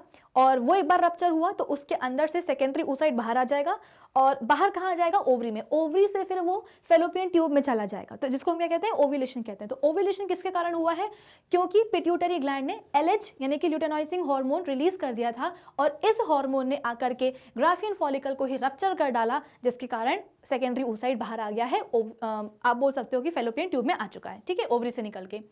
फिर इसके बाद में concentration of estrogen in the blood is also high and reaches its peak.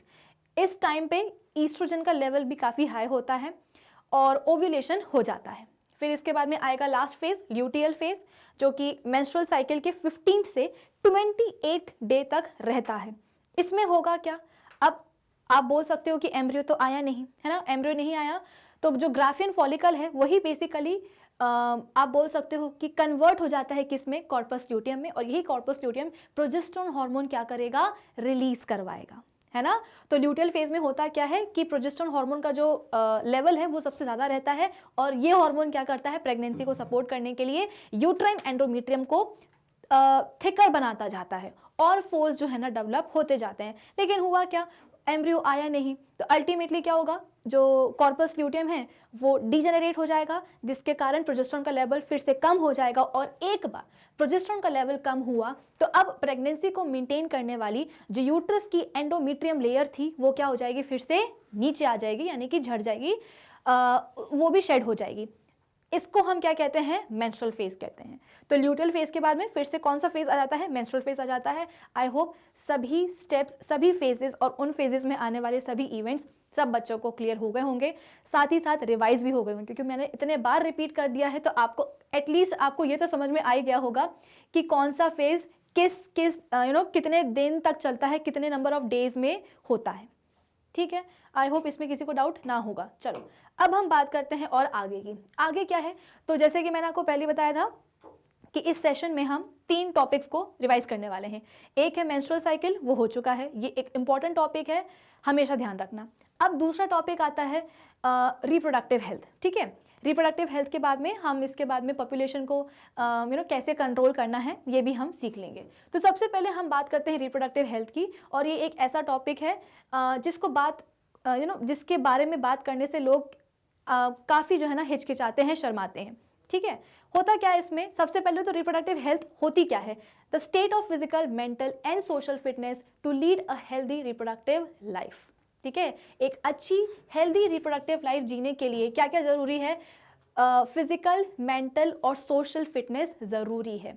Physical fitness तो हम सभी जानते हैं कि फिजिकल फिटनेस के लिए आए दिन जो ना लोग काफ़ी हेल्थ कॉन्शियस हो गए हैं, डाइटिंग करेंगे, जिम वगैरह जाएंगे, किसी ना किसी फिजिकल एक्टिविटी में अपने आप को इंडल्ज करके वो रखते हैं, तो जिसके कारण क्या होता है कि उनकी जो बॉडी है वो काफ़ी फ्लेक्सिबल वगैरह रहती है, और फिजिकली वो कुल मिलाकर के फिट रहते हैं। इसके अलावा मेंटल फिटनेस भी बहुत ज़रूरी होती है। देखो फिजिकल फिटनेस तो एक ऐसी चीज़ है कि अगर बंदा फिजिकली फिट नहीं है ना, तो क्लियरली आप उसको सामने से देख करके बोल दोगे कि आज ये अच्छा फील नहीं कर रहा है, ये बीमार है।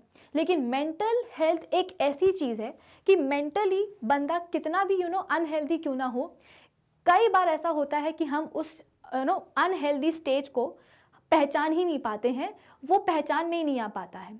क्यों? क्योंकि आप सभी ने देखा होगा ये सभी चीज़ आप अब क्लास 10th में आ गए हैं, तो अब आप न्यूज़ वगैरह भी देखते होंगे न्यूज़ चैनल पे, है ना, न्यूज़पेपर वगैरह भी रीड करते होंगे।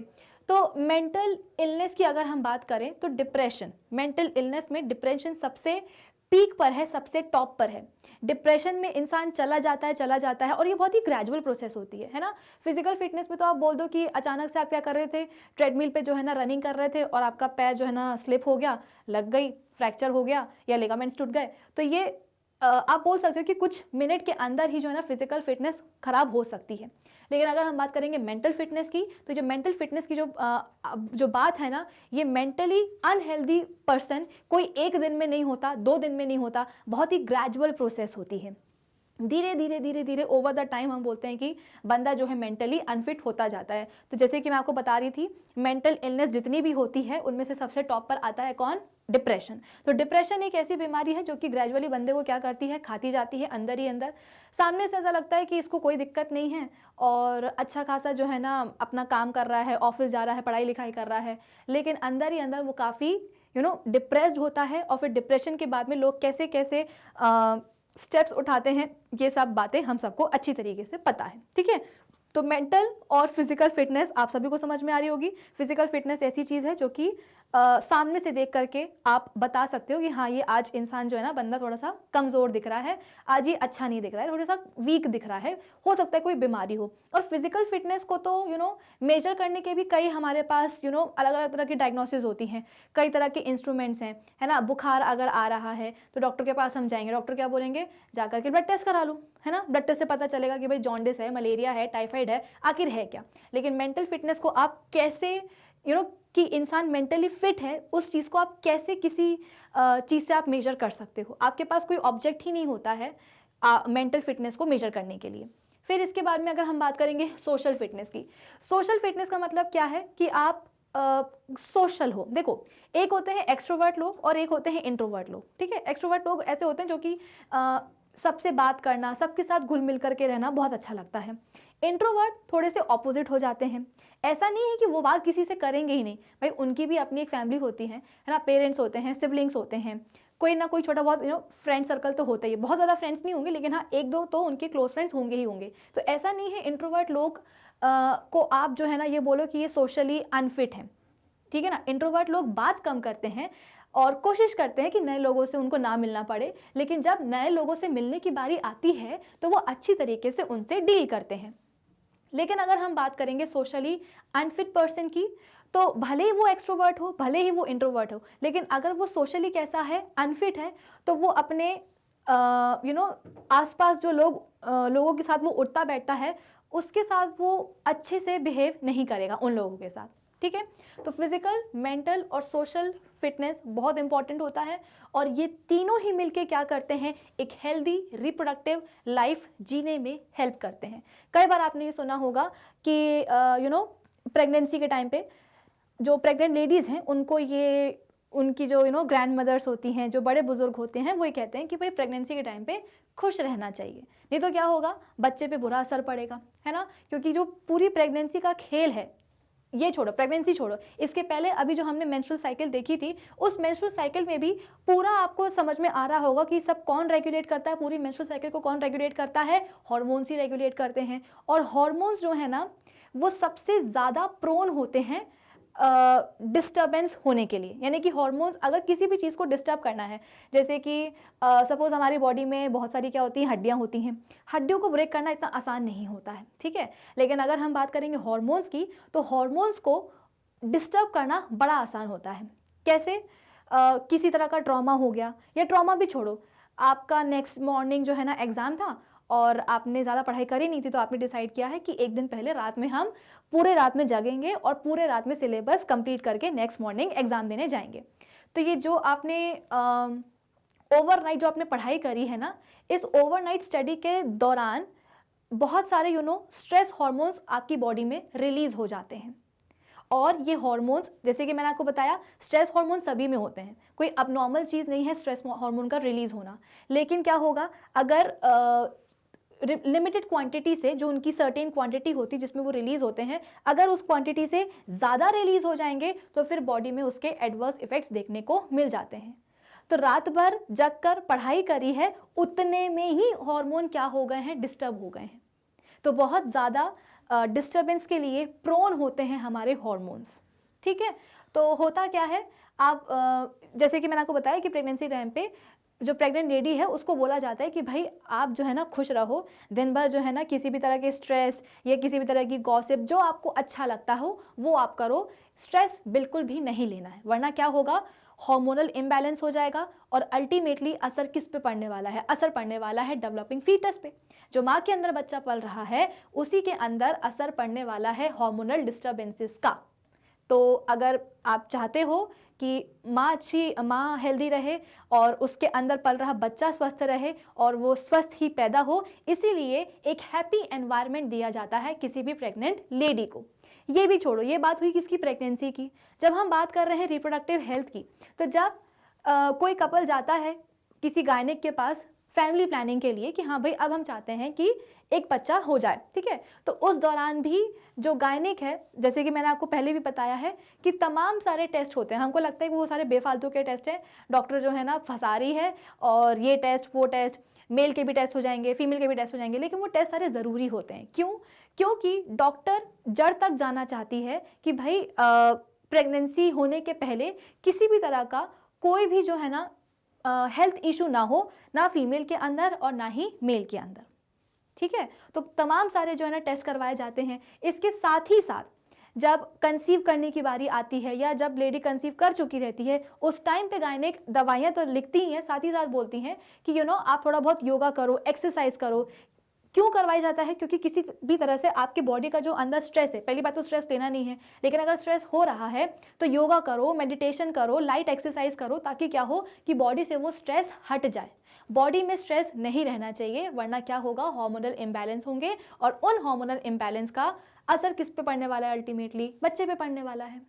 ठीक है, तो ये सब चीज़ें बहुत ही इंपॉर्टेंट होती हैं। तो फिजिकल, मेंटल, सोशल फिटनेस मिलाकर ही हम क्या बोलते हैं कि एक बंदा क्या हो रहा है, एक हेल्दी रिप्रोडक्टिव लाइफ जीता है। ठीक है, चलो फिर इसके बाद में good reproductive health provides both male and female with. क्या होता है गुड रिप्रोडक्टिव हेल्थ में?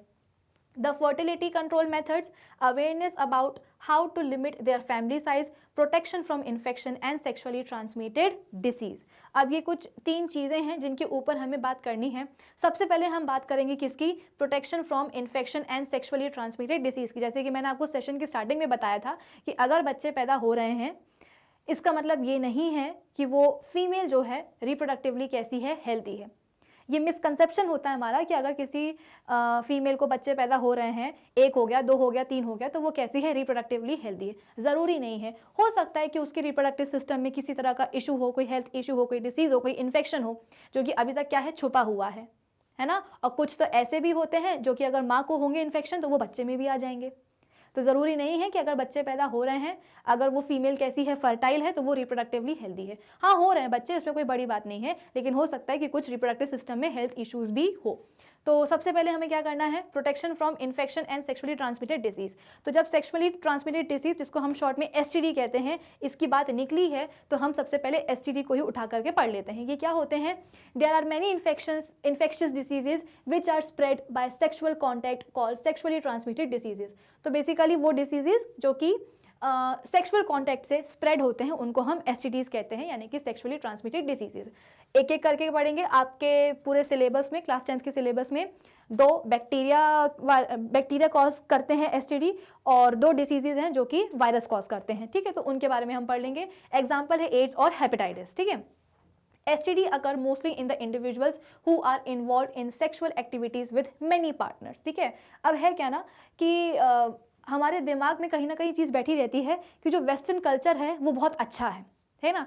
इंडियन कल्चर को पता नहीं क्यों जो आज की जनरेशन है वो अच्छा नहीं मानती है। ठीक है, वेस्टर्न कल्चर्स में होता है कि एक से ज़्यादा जो है ना पार्टनर्स के साथ सेक्सुअली एक्टिव रहना, लेकिन इंडियन कल्चर की अगर बात करें तो ऐसा यहाँ पे कुछ नहीं होता है। तो ये एक इंडियन कल्चर का क्या है, एक पॉजिटिव एस्पेक्ट है कि अगर कोई मल्टीपल पार्टनर्स के साथ अगर कोई सेक्सुअली एक्टिव नहीं हो रहा है तो कई हद तक STD होने के चांसेस जो हैं कम हो जाते हैं।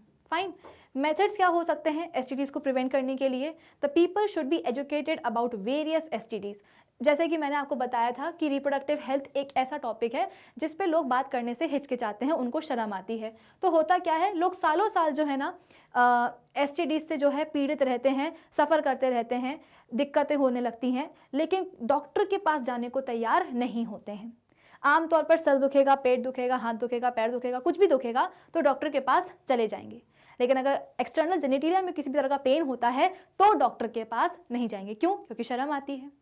ठीक है, तो सबसे पहले तो लोगों को इस बात के लिए एजुकेट करना बहुत ज़रूरी है, उन तक अवेयरनेस फैलाना बहुत ज़रूरी है कि जो ये एसटीडीज़ है ना, ये नॉर्मल कोई फ्लू नहीं है, कोई कॉमन कोल्ड और कफ नहीं है, सर्दी जुकाम नहीं है कि सीजनल है, आज आया है तो कल चला जाएगा। भाई एसटीडीज़ जो होते हैं, कुछ इतने सीवियर एसटीडीज़ होते हैं जो कि पेशेंट को आप बोल सकते हो कि उसकी डेथ के लिए भी रिस्पॉन्सिबल होते हैं। ठीक है, तो इसमें छुपाना या शर्माने वाली बात कोई होती नहीं है। जो भी जहाँ भी जिस भी बॉडी के पार्ट में दिक्कत हो उसको स्पेशलिस्ट के पास लेकर के जाना ही चाहिए। ठीक है, extra marital relations should be avoided. जैसे कि मैंने आपको बोला कि कहीं ना कहीं हमारे दिमाग में ये रहता है कि जो इंडियन कल्चर है वो थोड़ा सा पिछड़ा हुआ है, और जो वेस्टर्न कल्चर है वहाँ के लोग जो है ना काफ़ी ब्रॉड माइंडेड होते हैं, बहुत ही अलग सोचते हैं, बहुत ही नई सोच वाले हैं। तो हम अल्टीमेटली क्या करते हैं ना, वेस्टर्न कल्चर के पीछे ही भागते हैं। तो अगर हम इंडियन कल्चर की बात करें तो थैंकफुली यहाँ पे एक्स्ट्रा मैरिटल अफेयर्स या रिलेशंस जो हैं इतने देखने को नहीं मिलते हैं। तो ऑब्वियस सी बात है एसटीडीज़ का जो खतरा है वो कई हद तक कम हो जाता है। इसके अलावा no intercourse without proper precaution. ठीक है, इसके बारे में भी हम पढ़ेंगे कि कैसे जो है ना प्रिकॉशंस लिए जा सकते हैं ड्यूरिंग इंटरकोर्स। फिर इसके बाद में high standard of moral education should be given to the people.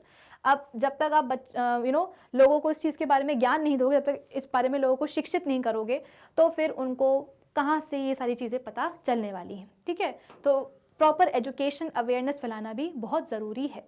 कई बार आपने देखा होगा कि आप किसी मार्केट प्लेस पे गए हो तो कुछ नुक्कड़ नाटक होते रहते हैं।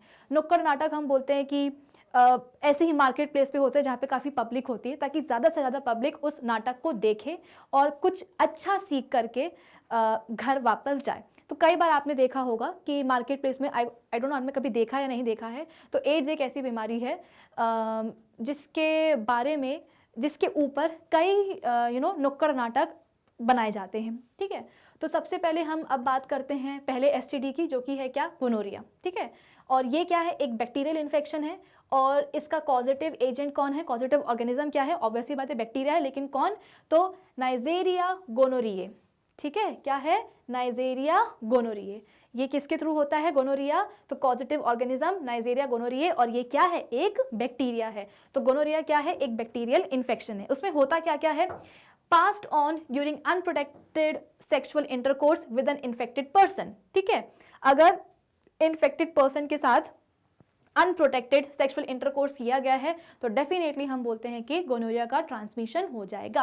भाई नाम ही है ना उसका, सेक्सुअली ट्रांसमिटेड डिजीज, तो सेक्सुअल कांटेक्ट अगर बना है बिना किसी प्रोटेक्शन के तो ऑब्वियस ही बात है डिजीज का ट्रांसमिशन तो होना ही है। इसके अलावा also passed by an infected mother to the developing embryo या डेवलपिंग फीटस। ठीक है, तो अगर माँ को है तो जैसे कि मैंने आपको बताया था कि जो यूट्राइन एंडोमेट्रियम होती है वहाँ पे प्लाजेंटा बन जाता है जब कोई भी फीमेल कंसीव करती है। और ये जो प्लाजेंटा है ये क्या करता है, बेसिकली एक कनेक्टिंग लिंक बना करके रखता है डेवलपिंग फीटस और माँ के बीच में। तो फीटस के अंदर जो कुछ भी जा रहा है ब्लड के थ्रू ही जाएगा, ऑब्वियस सी बात है। जो भी न्यूट्रिएंट्स जा रहे हैं, जो भी ऑक्सीजन जा रही है, ठीक है, वो कैसे जाती है? इसी प्लाजेंटा के थ्रू जाते हैं। ठीक है, तो ब्लड बेसिकली मदर का जो ब्लड है वो प्लाजेंटा को क्रॉस करता है और ये क्रॉस करके ब्लड कहाँ पहुँचता है? फीटस के अंदर पहुँचता है।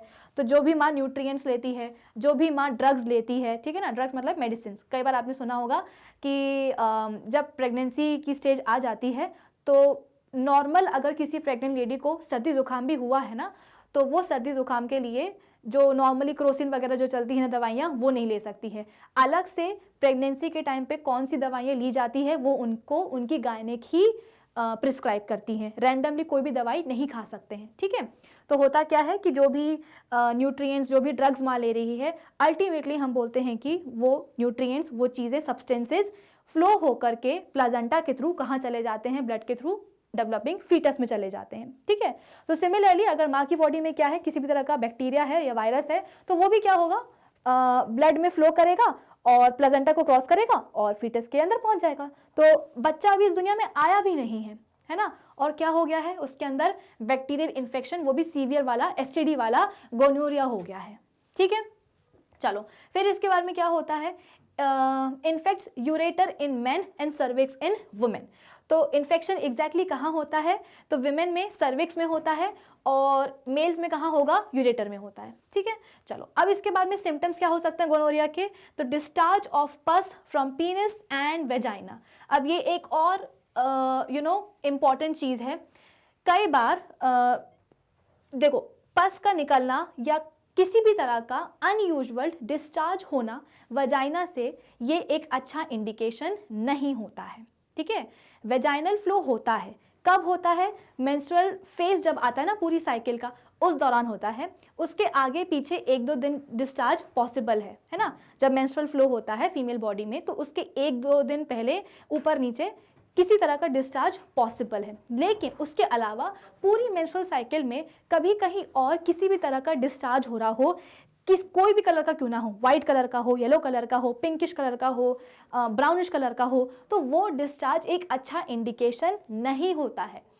किसी भी तरह का जो अनवांटेड डिस्चार्ज है ना, वो एक इंडिकेशन होता है कि भाई something is wrong with the vagina, है ना। वजाइना या अंदर की जो रिप्रोडक्टिव पूरा ट्रैक्ट है, कुछ ना कुछ वहाँ पे गड़बड़ है, कोई इन्फेक्शन हुआ है, चाहे वो बैक्टीरियल हो चाहे वो वायरल हो। भाई बहुत सारे ऐसे डिजीजेज होते हैं जहाँ पे दबे पाँव आते हैं, पता भी नहीं चलता है कि बॉडी में किसी तरह का ट्यूमर, किसी भी तरह का हम बोलते हैं कि फाइब्रॉइड जो है ना वो डेवलप हो रहा है।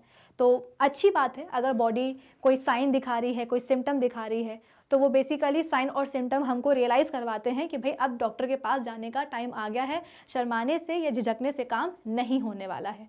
तो कहने का मतलब ये है कि किसी भी तरह का पूरी की पूरी फीमेल्स की अगर मैं बात कर रही हूँ, तो मेंस्ट्रुअल साइकिल में मेंस्ट्रुअल फेज के अलावा किसी और फेज में किसी भी तरह का डिस्चार्ज हो रहा हो किसी भी कलर का, तो वो सही नहीं है, डॉक्टर के पास जाना ही चाहिए। भाई अपने रिप्रोडक्टिव सिस्टम को, अपने एक्सटर्नल जेनेटिलिया को अपने बाकी के बॉडी के पार्ट्स जैसा ही समझना चाहिए, ठीक है। अगर आंख में दर्द होगा, आंख में रेडनेस होगी, कीचड़ आएगा, पानी आएगा, तो आई स्पेशलिस्ट के पास जाओगे ना, तो जो एक्सटर्नल जेनेटिलिया है, जो पूरा रिप्रोडक्टिव ट्रैक्ट है, चाहे वो मेल का हो चाहे वो फीमेल का हो, किसी भी तरह का कोई भी साइन सिम्टम आ रहा है तो उसको अवॉइड करने का कोई फ़ायदा नहीं है। क्यों नहीं फ़ायदा है, क्योंकि वो अपने आप चीज़ें ठीक नहीं होने वाली है।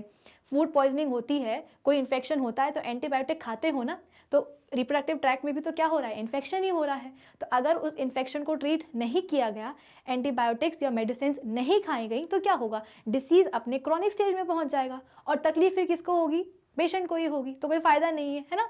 तो यहाँ पे होता क्या है, डिस्चार्ज होता है पस का। बेसिकली ये जो है ना गोनोरिया, यहाँ पे बहुत सारे पेनलेस अल्सर्स डेवलप हो जाते हैं। अल्सर्स यानी कि छाले हो जाएंगे और उन छालों में दर्द नहीं होता है, किसी भी तरह का छालों में दर्द नहीं होता है, लेकिन जो एक्सटर्नल जेनेटिलिया है ना वहाँ पे पेन होता है। ध्यान रखना क्या बोला है मैंने कि गोनोरिया में अल्सर्स डेवलप हो जाते हैं, मैं यहाँ पे लिख भी देती हूँ, ठीक है। गोनोरिया में क्या होगा, तो भाई अल्सर्स डेवलप हो जाएंगे और ये जो अल्सर्स होते हैं ये पेनलेस होते हैं, इनमें किसी भी तरह का दर्द नहीं होता है, लेकिन जो एक्सटर्नल जेनेटिलिया है वहाँ पे पेन होता है। तो कई बार हम बोलते हैं कि जो रूरल एरियाज़ में जो औरतें रहती हैं, ठीक है, एक्सटर्नल जेनेटिलिया में पेन होगा। तो कई बार हम बोलते हैं कि गांव देहात में रहने वाली जो औरतें हैं, जो आदमी हैं, उनको ये सब बात करने में शर्म आती, झिझक आती, डॉक्टर के पास नहीं जाना चाहते हैं, तो पेन से ही तड़प तड़प के वो लोग मर जाते हैं, ठीक है। तो ये चीज़ सही नहीं है। तो एक्सटर्नल जेनेटिलिया में पेन होगा, बाकी अल्सर्स का फॉर्मेशन हो जाएगा, जो कि कैसे होते हैं, पेनलेस होते हैं। तो लोगों को लगता है कि कोई बात नहीं, अल्सर्स हुए हैं, दर्द तो हो नहीं रहा है, तो फिर क्यों जाना, है ना। फिर इसके बाद में बर्निंग सेंसेशन ऑफ यूरिनेटिंग। तो ये जो पस फॉर्मेशन है ना, ये अल्सर से ही क्या होता है, पस निकलता है और पीनस और वजाइना के थ्रू बाहर चला जाता है। इसके साथ ही साथ जब यूरिनेशन परफॉर्म करेंगे, यूरिन बाहर निकलेगी, तो तेज़ बर्निंग होगी, बहुत ज़्यादा जलन होती है यूरिनेशन के टाइम पे। तो ये कुछ कॉमन सिम्टम्स हैं किसके, गोनोरिया के। आई होप सभी को ये याद रहेंगे। अब हम बात करते हैं अपने नेक्स्ट एसटीडी की, जिसका नाम है साइफिलिस।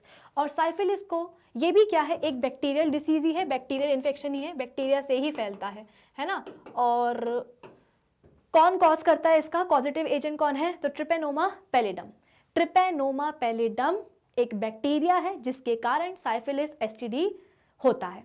अब इसमें क्या होगा, it is transmitted from person to person by direct contact with syphilis source. Syphilis में भी हम बोलते हैं कि सोर्स, या आप बोल सकते हो कि वॉर्ड्स या अल्सर्स डेवलप हो जाते हैं। कहाँ डेवलप हो जाते हैं, तो वेजाइना में हो जाते हैं, एनस में हो जाते हैं, रेक्टम एरिया में तक हम बोलते हैं कि बेसिकली साइफिलिस में जो एक्सटर्नल जेनाइटल्स है ना, वहाँ पे सोर्स या वॉर्ड्स या छाले जो हैं अल्सर वगैरह डेवलप हो जाते हैं। तो वजाइना में, एनस में, रेक्टम में, साथ ही साथ हम बोलते हैं कि लिप्स और माउथ के अराउंड भी वॉर्ड्स डेवलप हो जाते हैं, अल्सर्स डेवलप हो जाते हैं, ठीक है।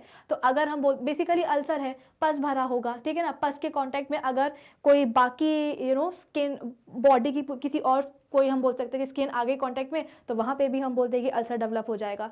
तो ये बहुत ज़्यादा फैलते हैं, ठीक है। फिर syphilis can be transmitted through vaginal, anal और ओरल सेक्सुअल कॉन्टैक्ट, ठीक है। तो सेक्सुअल कॉन्टैक्ट से तो फैलना ही है। खैर, pregnant women with disease can pass it to their unborn children. माँ को होगा तो प्लेजेंटा के थ्रू बैक्टीरिया कहाँ चला जाएगा, बच्चे के अंदर चला जाएगा, और अनबॉर्न फीटस को या अनबॉर्न चाइल्ड को भी इन्फेक्शन हो जाएगा। सिम्टम्स प्रेगनेंसी के टाइम पे नहीं दिखेंगे, सिम्टम्स जब बच्चा पैदा हो जाएगा ना, उसके बाद में पता चलेगा। फिर can be cured by antibiotic. भाई क्योर है, ऐसा थोड़ी है, एड्स नहीं है, ये गोनोरिया है, ये साइफिलिस है, ये बैक्टीरियल इन्फेक्शंस है, और उनके आप बोल सकते हो कि ट्रीटमेंट इनका पॉसिबल है। सिम्टम्स क्या होंगे, appearance of source on body parts, fever, ulcers. Actually होता क्या है कि जो साइफिलिस है ना, इसमें जो अल्सर्स वगैरह होते हैं एक्सटर्नल जेनेटिलिया में, वो आप बोल सकते हो कि होंगे, वो भी पेनलेस होते हैं, रैशेस वगैरह डेवलप हो जाते हैं जेनाइटल्स में, लेकिन इसके बाद में अपने आप थोड़े दिनों बाद गायब हो जाते हैं। तो लोगों को लगता है कि कोई बात नहीं, हुआ होगा इन्फेक्शन, अपने आप जो है ना ठीक हो गया होगा, तो क्या ज़रूरत है डॉक्टर के पास जाने की। एक्चुअली किसी भी तरह का अल्सर या किसी भी तरह का रैश जेनाइटल्स में एक प्राइमरी स्टेप होता है, ठीक है, प्राइमरी स्टेज होता है इन्फेक्शन का। इसके बाद में सेकेंडरी स्टेज आता है, इसके बाद में टर्शरी स्टेज आता है, और धीरे धीरे धीरे धीरे साइफिलिस का जो बैक्टीरिया है वो ब्लड में चला जाता है। ब्लड से इसके बाद में, भाई ब्लड में अगर आ गया तो ब्लड की तो एक्सेस हर ऑर्गन के पास होती है ना, तो ब्लड के थ्रू वो किसी भी ऑर्गन में चला जाएगा। तो हम बोलते हैं कि अगर जॉइंट्स में चला गया है तो बोन पेन होगा, जॉइंट पेन होगा, लिवर डिजीज हो सकते हैं, एनीमिया वगैरह हो सकता है। तो इसका कोई कंट्रोल नहीं है फिर, है ना। तो कहने को क्या है कि हाँ अल्सर्स हुए थे, सोर्स हुए थे जेनाइटल्स में, लेकिन वो अपने आप ठीक हो गए, तो फिर हम डॉक्टर के पास क्यों जाएं। जाना चाहिए था, बिल्कुल जाना चाहिए था कि भाई आखिर ये हुए क्यों हैं। और ऐसा नहीं है कि आज हुए तो कल वापस, मतलब कल गायब हो जाएंगे, रहते हैं ये कुछ टाइम के लिए रहते हैं, लेकिन अपने आप गायब हो जाएंगे। तो ये अल्सर्स का होना एक प्राइमरी स्टेज होता है इन्फेक्शन का। इसके बाद में सेकेंडरी और टर्शरी स्टेज आती है, जहाँ पे जो बैक्टीरिया है वो ब्लड में आ जाता है, और फिर ब्लड का एक्सेस तो हम बोलते हैं कि हर एक ऑर्गन में होता है, तो जहाँ जहाँ ब्लड जाएगा वहाँ वहाँ ये बैक्टीरिया चला जाता है, और तरह तरह के हम बोलते हैं कि सिम्टम्स फिर डिसीजेस कॉज करता है, ठीक है। आई होप ये दोनों ही बैक्टीरियल एसटीडी सबको समझ में आ गए होंगे। एक हमने पढ़ा साइफिलिस के बारे में, और दूसरा हमने पढ़ा है गोनोरिया के बारे में, ठीक है। अब इसके बाद में नेक्स्ट जो हम दो एसटीडीज पढ़ने वाले हैं, उन्हें कौन कॉज करता है, वो करता है वायरस, ठीक है। तो सबसे पहला है हमारे पास क्या, एड्स। इसका फुल फॉर्म क्या होता है, एक्वायर्ड इम्यूनो डेफिशिएंसी सिंड्रोम। और कौन सा वायरस कॉज करता है, तो HIV यानी कि ह्यूमन इम्यूनो डेफिशिएंसी वायरस, ठीक है। अभी अभी पिछले महीने 1 दिसंबर को हम वर्ल्ड एड्स डे मनाते हैं, ठीक है। क्यों मनाते हैं भाई, बात वही है। एक्चुअली क्या है कि ये जो एड्स बीमारी है, जो इन्फेक्शन है, वायरल इन्फेक्शन है, ये पहले बाहर के देशों में ज़्यादा होता था, ठीक है ना। क्यों, क्योंकि वहाँ पे वहीं का वैसा कल्चर है कि मल्टीपल जो है ना पार्टनर्स के साथ सेक्सुअली एक्टिव लोग रहते हैं, तो एड्स के ट्रांसमिशन वहाँ पे बहुत ही ज़्यादा फास्ट हो जाता है ना। लेकिन अगर हम बात करेंगे इंडिया की, तो यहाँ पे कल्चर ऐसा नहीं है, एक्स्ट्रा मैरिटल अफेयर्स यहाँ पे ज़्यादा नहीं होते हैं, मल्टीपल पार्टनर्स के साथ सेक्सुअली एक्टिव यहाँ पे लोग ज़्यादा नहीं रहते हैं। तो होता क्या है कि यहाँ पे HIV जैसे या एड्स जैसे वायरल इन्फेक्शन के ट्रांसमिशन को कंट्रोल करना, उसको काबू करना आसान है। तो एक टाइम ऐसा आया था जहाँ पे हम बोल रहे थे कि HIV एड्स जो है वो अपने बिल्कुल पीक पे था और बहुत ज़्यादा फैल रहा था, और लोगों को इसके बारे में पता ही नहीं था। तो लोगों को जागरूक करने के लिए अलग से हम बोलते हैं कि AIDS day, world AIDS day मनाया जाता है 1 दिसंबर को। एक रेड रिबन जो है ना, कुछ इस तरीके दिखता है वो रेड रिबन, ठीक है। इस रेड रिबन को यूज़ किया जाता है, ठीक है, ऐसा रहता है वो रेड रिबन। तो ये बताता है कि भाई एड्स नामक वायरल इन्फेक्शन से दूर रहना है, बहुत दूर रहना है। और दूर क्यों रहना है, क्यों अलग से, देखो डिसीजेस तो इतने सारे हैं, हमने गोनोरिया भी पढ़ा है, हमने साइफिलिस भी पढ़ा है, लेकिन क्या कोई वर्ल्ड गोनोरिया डे या वर्ल्ड साइफिलिस डे हम मनाते हैं क्या? नहीं बनाते हैं। क्यों? क्योंकि ये क्योरेबल डिसीजेज हैं। ये अगर अपने क्रॉनिक स्टेज में पहुंच भी गए ना तो भी इनका ट्रीटमेंट पॉसिबल है। लेकिन अगर हम बात करेंगे इस पर्टिकुलर वायरल इन्फेक्शन की, यानी कि एड्स की, इसका कोई इलाज है ही नहीं, इसका कोई इलाज नहीं है। अल्टीमेटली होता क्या है, वो इंसान, वो ह्यूमन जो कि एड्स से सफ़र कर रहा है, उसकी अल्टीमेटली डेथ ही होनी है और कोई रास्ता बचता ही नहीं है। कोई वैक्सीन, कोई इसका ट्रीटमेंट, कोई दवाई है ही नहीं, है ना। तो अब जब कोई ट्रीटमेंट नहीं है, कोई हम बोलते हैं कि क्योर नहीं है, तो क्या करना पड़ेगा? प्रिवेंशन करना पड़ेगा, कुछ प्रिकॉशंस लेने पड़ेंगे। आपने हमेशा एक स्लोगन सुना होगा, prevention is better than cure, prevention is always better than cure. इससे पहले कि कोई आप ट्रीटमेंट लो, उस किसी बीमारी को आप ट्रीट करो, बेहतर होगा कि वो बीमारी होने ही ना दो, ठीक है। तो यहाँ पे होगा क्या कि वर्ल्ड एड्स डे मनाया जाता है और लोगों को जागरूक करने के लिए, क्योंकि लोगों को पता नहीं था कि भाई एड्स क्या होता है और इससे बचा कैसे जाता है। तो एड्स हम बोलते हैं कि बेसिकली इसमें होता क्या है, ये जो वायरस है ना, हमारी बॉडी के इम्यून सिस्टम को ही क्या कर देता है, अपना बंधक बना लेता है। नॉर्मली कोई भी बॉडी में इन्फेक्शन होता है तो हमारी बॉडी का जो इम्यून सिस्टम है, जिसको हम डिफेंस मैकेनिज्म भी कहते हैं, जो कि डिफेंस मैकेनिज्म परफॉर्म करता है ना, WBCs हमने पढ़े हैं। तो ये WBCs आके क्या करते हैं, जो भी इंट्रूडर आया है, जो भी पैथोजन आया है, उसको मुक्का मार करके आ जाते हैं, है ना। लेकिन क्या हो अगर इस डिफेंस मैकेनिज्म पर ही कोई क्या कर ले, कब्जा कर ले, डिफेंस मैकेनिज्म को ही क्या कर ले, अपने काबू में ले ले, तो कोई भी और इन्फेक्शन आ जाएगा, डिफेंस मैकेनिज्म बॉडी में होते हुए भी कुछ नहीं कर पाएगा। तो एग्जैक्टली इस डिसीज में ऐसा ही होता है, इस इन्फेक्शन में ऐसा ही होता है। जो HIV वायरस है वो क्या करता है, बेसिकली ह्यूमन बींग्स का, जिस भी पर्सन को के अंदर गया है HIV वायरस, वो क्या करेगा, उस पर्सन का जो WBCs हैं उनके ऊपर अटैक कर लेता है। तो WBCs हम बोलते हैं कि डिफेंस मैकेनिज्म परफॉर्म करती है हमारी बॉडी में, और उन्हीं WBCs को वो अपने काबू में ले लेता है, कब्जे में ले लेता है। और ये WBCs आगे जा कर के नॉर्मल, हम बोलते हैं कि कोई सर्दी जुकाम भी हुआ है ना, कोई स्किन इन्फेक्शन भी हुआ है, तो उस नॉर्मल छोटे से स्किन इन्फेक्शन और सर्दी जुकाम से भी बॉडी लड़ने के लायक नहीं रह जाती है। तो एड्स में होता क्या है, HIV वायरस बॉडी के इम्यून सिस्टम पर ही आकर के अटैक करता है, इम्यून सिस्टम को इतना बर्बाद और इतना तहस नहस करके रख देता है कि बॉडी जो है माइनर इन्फेक्शन से भी लड़ने के काबिल नहीं रह जाती है। इसीलिए देखो ना, नाम में ही आ रहा है, एड्स में क्या आता है, M stand for acquired. Acquired मतलब क्या, कि ये जन्म के बाद लिया जाता है। आपने क्लास 9th में पढ़ा होगा, 2 टाइप की डिसीजेज, मतलब जो भी इन्फेक्शंस होते हैं उनको हम 2 कैटेगरीज में कैटेगराइज करते हैं, है ना। एक होता है कोजेनाइटल और एक होता है एक्वायर्ड।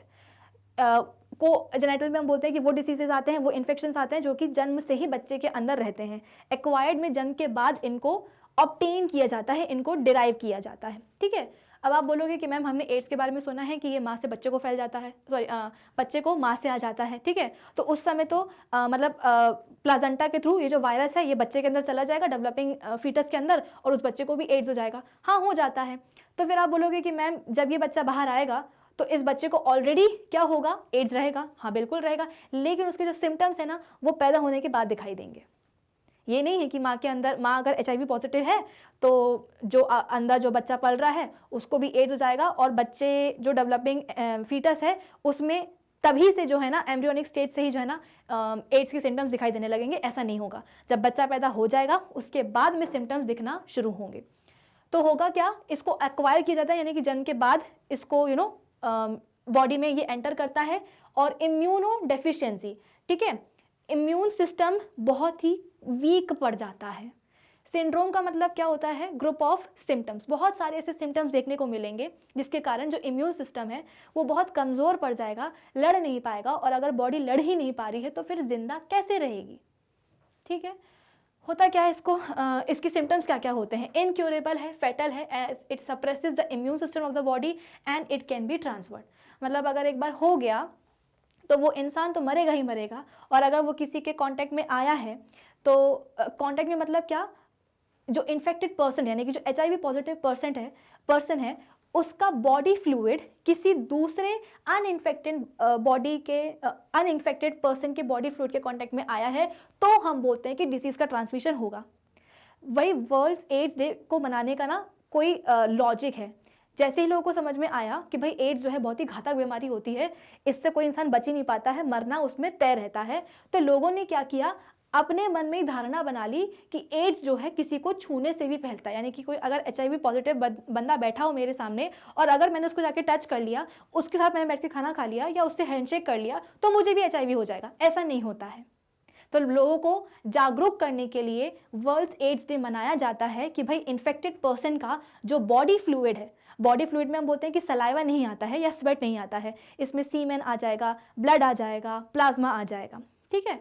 तो होता क्या है कि इन्फेक्टेड पर्सन का जो बॉडी फ्लूइड है वो अगर किसके कांटेक्ट में आ जाए, अनइन्फेक्टेड पर्सन के बॉडी फ्लूइड के कांटेक्ट में आ जाए तो वायरस का ट्रांसमिशन हो जाएगा। इसीलिए हॉस्पिटल्स में काम करने वाले जो लोग होते हैं वो बहुत ज़्यादा इस चीज़ के लिए अवेयर रहते हैं। क्यों? क्योंकि भाई पैथोलॉजी में आप जा रहे हो, तरह तरह के जो है ना वहाँ पे पेशेंट्स आ रहे हैं, तो पेशेंट्स आ रहे हैं पैथोलॉजी में अपना अपना ब्लड सैंपल दे करके जा रहे हैं। तो ये जो ब्लड सैंपल है कहीं ये किसी नर्स या किसी कंपाउंडर या किसी टेक्नीशियन के, सपोज कोई टेक्नीशियन है और उसके हाथ में जो है ना चोट लगी हुई है, ठीक है, कल ही लगी है और अच्छा खासा जो है ना घाव है। अब क्या हुआ कि कोई पेशेंट आया है और वो HIV पॉजिटिव है, पेशेंट को भी नहीं पता कि वो HIV पॉजिटिव है, ना टेक्नीशियन को पता है, वो किसी और चीज़ के लिए आया, किसी और बीमारी के लिए सैंपल देने आया, ब्लड सैंपल। अब हुआ क्या, ब्लड सैंपल ले लिया गया और वो ब्लड सैंपल किसी वजह से जो टेक्नीशियन है उसका जो घाव है वो ब्लड सैंपल उस घाव के कॉन्टैक्ट में आ गया। तो हुआ क्या, वो जो ब्लड सैंपल है उसमें HIV वायरस है, तो वो वायरस कहाँ चले गए, टेक्नीशियन का जो हाथ में जो घाव हुआ था उसके कॉन्टैक्ट में आ गए और घाव के थ्रू जो वायरस है वो टेक्नीशियन की बॉडी में आ गए, उसके ब्लड में आ गए। तो बेवजह सेक्सुअल कांटेक्ट बना ही नहीं, फिर भी वायरस का ट्रांसमिशन हो गया और टेक्नीशियन भी क्या हो गया, अब एड्स HIV पॉजिटिव हो गया। ठीक है। तो during sexual intercourse with an infected person, sharing needles and transfusions of unscreened blood, जब भी किसी को खून चढ़ाने की बारी आती है कि बहुत एक्सीडेंट हो गया है या डिलीवरी हुई है तो ब्लड लॉस बहुत ज़्यादा हो गया है, तो जब भी खून चढ़ाने की बारी आती है तो हमेशा जो है ना प्रॉपर स्क्रीनिंग ब्लड की ज़रूरी होती है। देखा जाता है कि भाई जो डोनर ब्लड है उसमें जो है HIV वायरस तो नहीं है या हेपेटाइटिस के वायरस तो नहीं है। हेपेटाइटिस और एड्स या HIV का टेस्ट कंपलसरी होता है, तभी जाकर के किसी दूसरे को ब्लड चढ़ाया जाता है। ठीक है। From the mother to the child via placenta through pregnancy. I hope इतना सबको समझ में आ रहा होगा। फिर इसके बाद में एक और वायरल इन्फेक्शन, जिसको हम क्या कहते हैं, जेनाइटल वार्ड्स कहते हैं। ठीक है। ये किसके थ्रू होता है, HPV यानी कि ह्यूमन पेपिलोमा वायरस के कारण होता है। और इसके सिम्टम्स क्या हैं भाई, causes warts over external genitalia and perianal area, यानी कि एनस के अराउंड जो एरिया होता है उसको हम पेरी एनाल एरिया कहते हैं, वहाँ पे भी हम बोलते हैं कि वॉर्ड्स हो जाते हैं। तो नाम ही इसका जेनाइटल वॉर्ड्स, यानी कि जेनाइटल एरिया में वॉर्ड्स हो जाएंगे। कौन करेगा, ह्यूमन पेपिलोमा वायरस करेगा। ठीक है। और बहुत ही सीवियर स्टेज तक ये कंडीशन पहुँच जाती है। तो आई होप जितने भी आज हमने STDs पढ़े हैं, 4 पढ़े हमने, साइफिलिस हो गया, गोनोरिया हो गया, ये हो गया जेनाइटल वॉर्ड्स हो गया, HIV एड्स हो गया, ये सभी बच्चों को क्लियर हो गए होंगे। ठीक है। चलो अब जैसे कि मैंने आपको बताया था कि सेशन में हमें 3 चीज़ें पढ़नी है। एक हो गया मेंस्ट्रुअल साइकिल, एक हो गया क्या हमारा STD का हो गया, रिप्रोडक्टिव हेल्थ का हो गया। अब रिप्रोडक्टिव हेल्थ का ही एक छोटा सा पार्ट है जिसको हम कहते हैं पॉपुलेशन कंट्रोल, कि कैसे पॉपुलेशन को कंट्रोल किया जाए।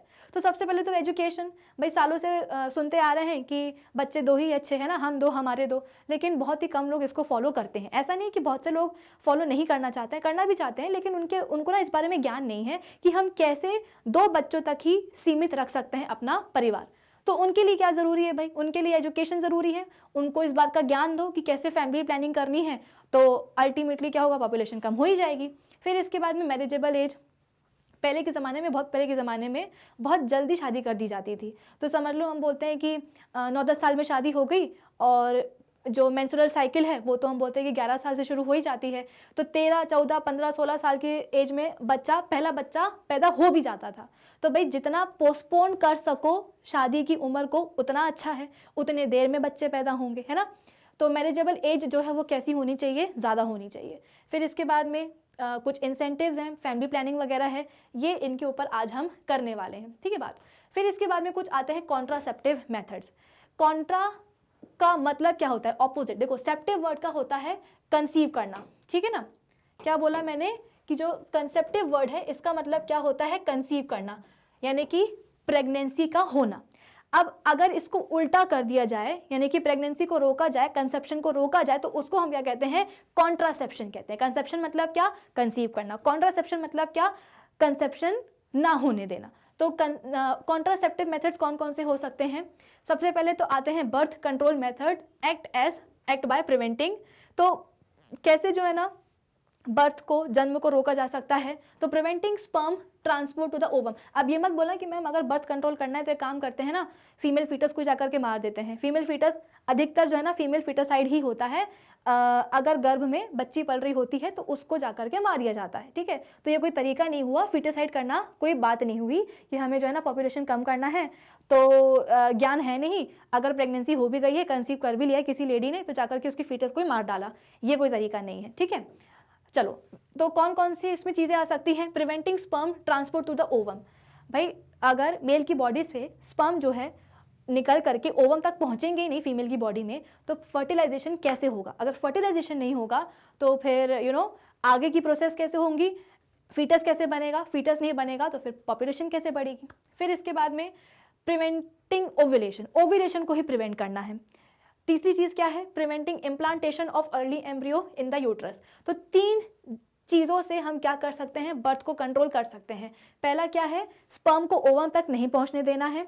दूसरा क्या है, ओव्यूलेशन को ही प्रिवेंट करना है, उसको डिले कर देना है, ताकि स्पर्म जो है ना फीमेल की बॉडी में आए, कुछ दिन वहाँ पे रहे, उसको लगे कि यार ओवम तो मिल ही नहीं रहा है, अब क्या फ़ायदा जी के, वो वहीं पर मर जाए, है ना।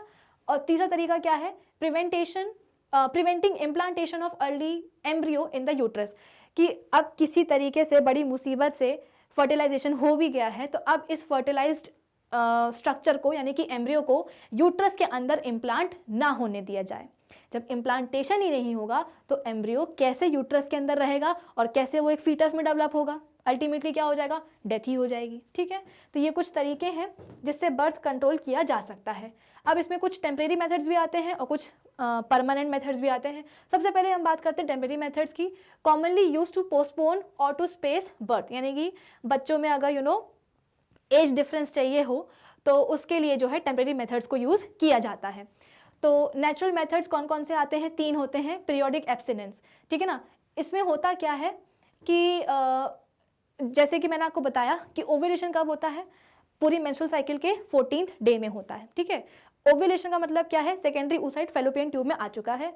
अब उस समय फैलोपियन ट्यूब के पास जब सेकेंडरी oocyte है, उस समय अगर स्पर्म आ गया तो 14th डे यानी कि ओव्यूलेशन के आसपास अगर स्पर्म पहुंच गया सेकेंडरी oocyte के पास, तो फर्टिलाइजेशन होने से कोई नहीं रोक सकता। उस समय हम बोलते हैं कि मेंस्ट्रुअल साइकिल का जो 14th डे होता है, यानी कि जो ओव्यूलेशन फेज होता है, वो फेज सबसे ज़्यादा आप बोल सकते हो कि वहाँ पे पॉसिबिलिटीज़ होती हैं कि फीमेल जो है वो कंसीव कर ले, यानी कि वो प्रेग्नेंट हो जाए, ठीक है।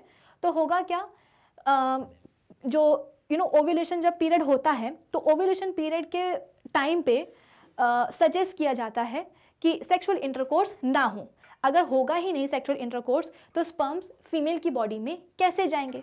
जब स्पर्म्स ही नहीं जाएंगे तो क्या होगा, सेकेंडरी oocyte फैलोपियन ट्यूब में वेट करेगा 1 दिन 2 दिन 48 घंटे तक, इसके बाद में वो निकल जाएगा बॉडी के बाहर, है ना। तो पीरियोडिक एब्सेंस में क्या होता है, इसको हम रिदम मेथड भी कहते हैं, टेम्परेरी अवॉइडेंस ऑफ सेक्स या इंटरकोर्स। तो इस समय क्या होता है कि ओव्यूलेशन पीरियड के दौरान बेसिकली ये ना नॉर्मल लोगों के बस की बात नहीं होती है कैलकुलेट करना कि कब फीमेल पार्टनर के अंदर जो मेंस्ट्रुअल साइकिल है, कब उस मेंस्ट्रुअल साइकिल का 14th डे है, कब फीमेल पार्टनर के अंदर ओव्यूलेशन की प्रोसेस होने वाली है। तो इतना ज्ञान किसी को नहीं होता है। तो होगा क्या, बेसिकली ये वही लोग कर पाते हैं जिनको थोड़ी बहुत नॉलेज हो इन सब चीज़ों की, जैसे कि आपको हो, है ना। आप अभी इस चीज़ को पढ़ रहे हैं, मैं आपको पढ़ा रही हूँ, तो आपको अब पता है कि ओव्यूलेशन क्या होता है और क्यों ओव्यूलेशन फेज में प्रेगनेंसी के चांसेस, फर्टिलाइजेशन के चांसेस मैक्सिमम होते हैं, है ना। या वरना क्या होगा, लोग जाते हैं डॉक्टर के पास, डॉक्टर जो है ना उनको पूरी उनकी मेंस्ट्रुअल साइकिल जो है ना कैलकुलेट करके बताती है और एक एस्टिमेटेड डेट दे देती है कि हाँ भाई इस दौरान आपका ओव्यूलेशन होने वाला है, तो इस दौरान इंटरकोर्स से आपको प्रिवेंट करना है अपने आप को, ताकि किसी भी तरह से फर्टिलाइजेशन ना हो, ठीक है। फिर इसके बाद में कोइटस इंटरप्टस, इसमें क्या होता है, इसको हम विथड्रॉल मेथड भी कहते हैं। क्यों?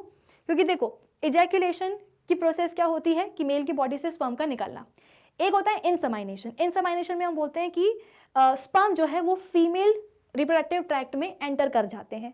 तो विथड्रॉल मेथड में हम बोलते हैं कि इजैकुलेशन तो हो लेकिन वो फीमेल की बॉडी में ना हो, यानी कि फीमेल की बॉडी में किसी भी तरह से स्पर्म जो है ना पहुंच पाए, ठीक है। तो इजैकुलेशन जब होगा, मेल की बॉडी से जब स्पर्म निकलेंगे, लेकिन क्या हो उसी दौरान वो अपनी पीनस को जो है हटा ले वेजाइनल ट्रैक्ट से, तो जो स्पर्म्स है वो वेजाइना में एंटर कर ही नहीं पाएंगे। तो उसे हम क्या कहते हैं, कोइटस इंटरप्टस, या इसको हम विथड्रॉल मेथड भी बोलते हैं, ठीक है। तो ये सब क्या है, नेचुरल मेथड चल रहे हैं।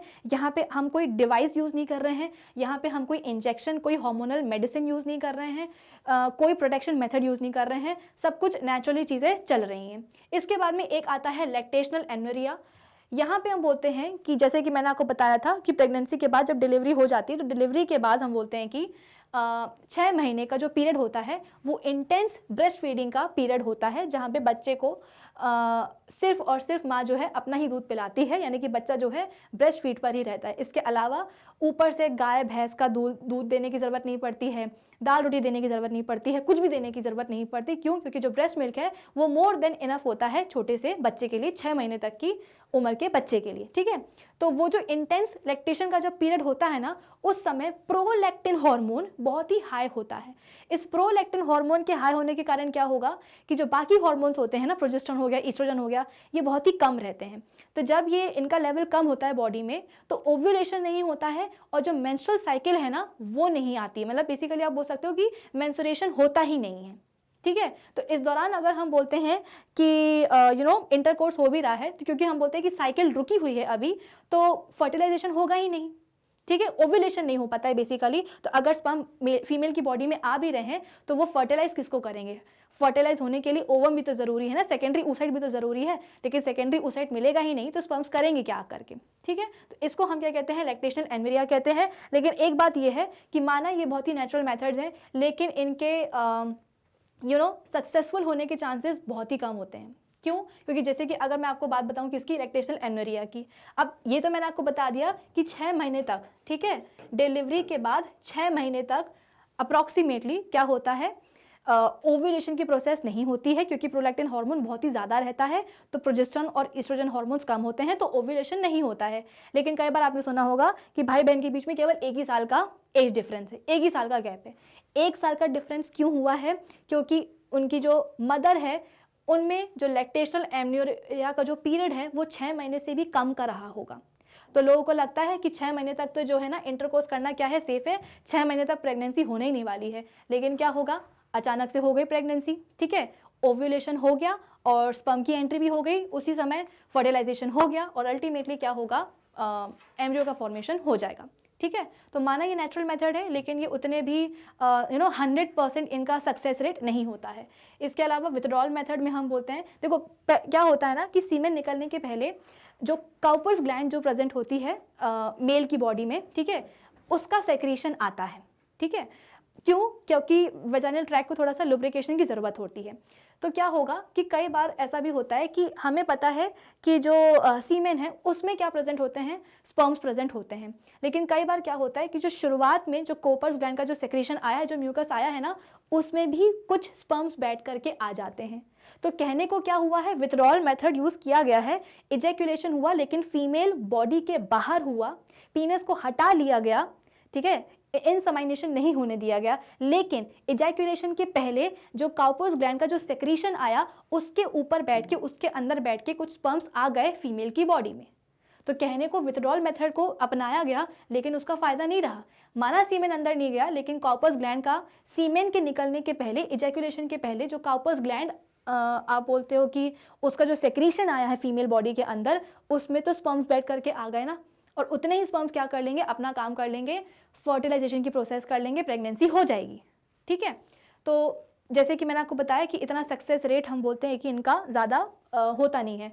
पीरियोडिक एब्सेंस में हम बोलते हैं कि मेंस्ट्रुएशन के 7 दिन पहले और मेंस्ट्रुएशन के 7 दिन बाद, ठीक है ना, 7 दिन पहले, जैसे कि हम बोलते हैं कि सपोज 1 तारीख से, ठीक है ना, 1 जनवरी से जो है ना और 5 जनवरी तक क्या हुआ है, मेंस्ट्रुएशन हुआ है, ठीक है, फ्लो हुआ है।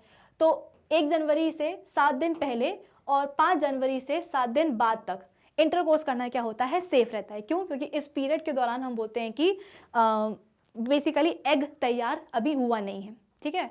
या जैसे कि हमने पढ़ा है कि 1 से लेकर के 13 जनवरी तक क्या होता है, प्रोलिफरेशन फेज होता है, या उसको हम फॉलिकुलर फेज भी कहते हैं। तो 13 दिन लग जाते हैं एग को तैयार होने में और 14th डे पे वो ओवरी से बाहर निकलता है। तो 14th डे के पहले पहले तक अगर स्पर्म्स बॉडी के अंदर आ भी गए हैं तो एग मिलेगा ही नहीं फर्टिलाइज होने के लिए, ठीक है। और अगर 1 जैन के पहले की अगर हम बात कर रहे हैं तो 1 जैन के पहले कौन सा फेज चल रहा है भाई, ल्यूटियल फेज चल रहा है। और इस फेज तक एग जो है वो क्या हो चुका है, आप बोलते हो कि डीजेनरेट हो चुका है, ठीक है। तो अगर स्पर्म आ भी जाएंगे तो फर्टिलाइज किसको करेंगे, ठीक। अब इसके बाद में आते हैं कुछ barrier method.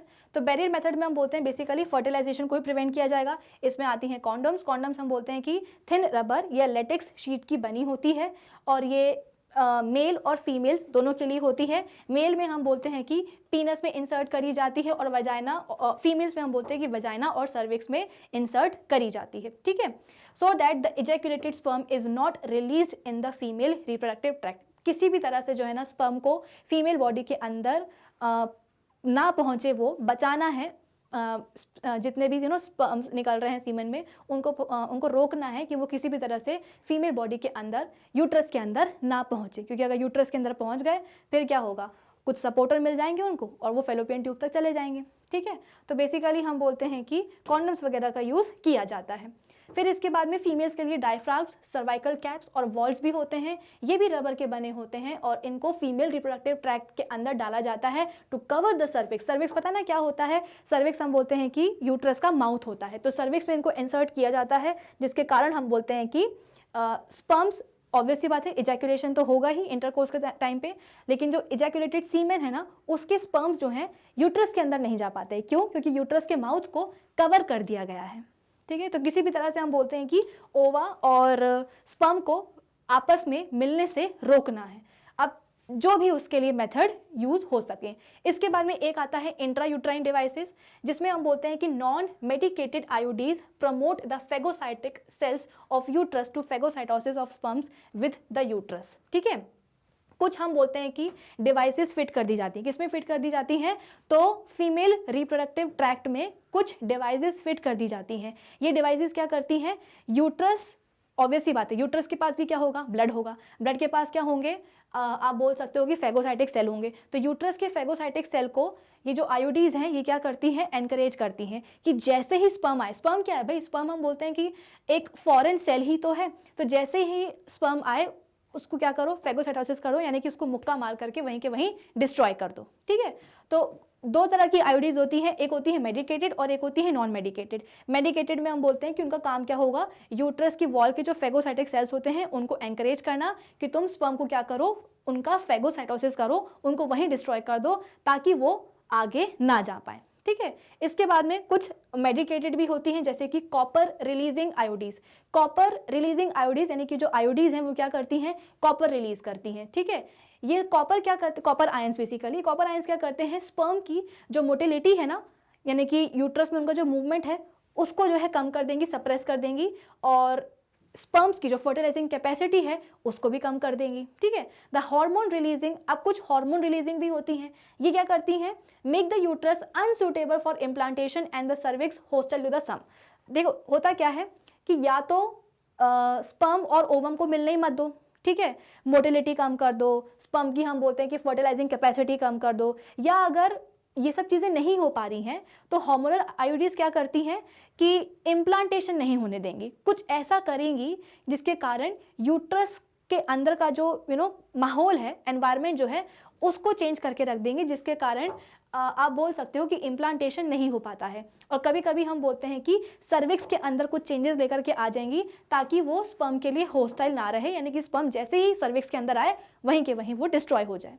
IUDs are ideal contraceptives for the females who want to delay pregnancy or space or want to have space between children. It is one of the most widely accepted methods of contraception in India. India में बहुत commonly use होता है। लेकिन क्या है ना, आज के टाइम पे इसको लोग यूज़ जो है ना इतने अच्छे तरीके से कर पा रहे हैं, लेकिन पहले के ज़माने में क्या होता था ना कि कुछ इसके ड्रॉबैक्स भी होते थे। एक तो पर्सनल आप बोल सकते हो कि प्रिवेसी चली गई है, क्योंकि ये जो IUDs होती है ना, एक चीज़ और है, ये IUDs अच्छी होती है, बहुत अच्छी बात है, लेकिन इनको आप अपने लेवल पे नहीं लगा सकते हो।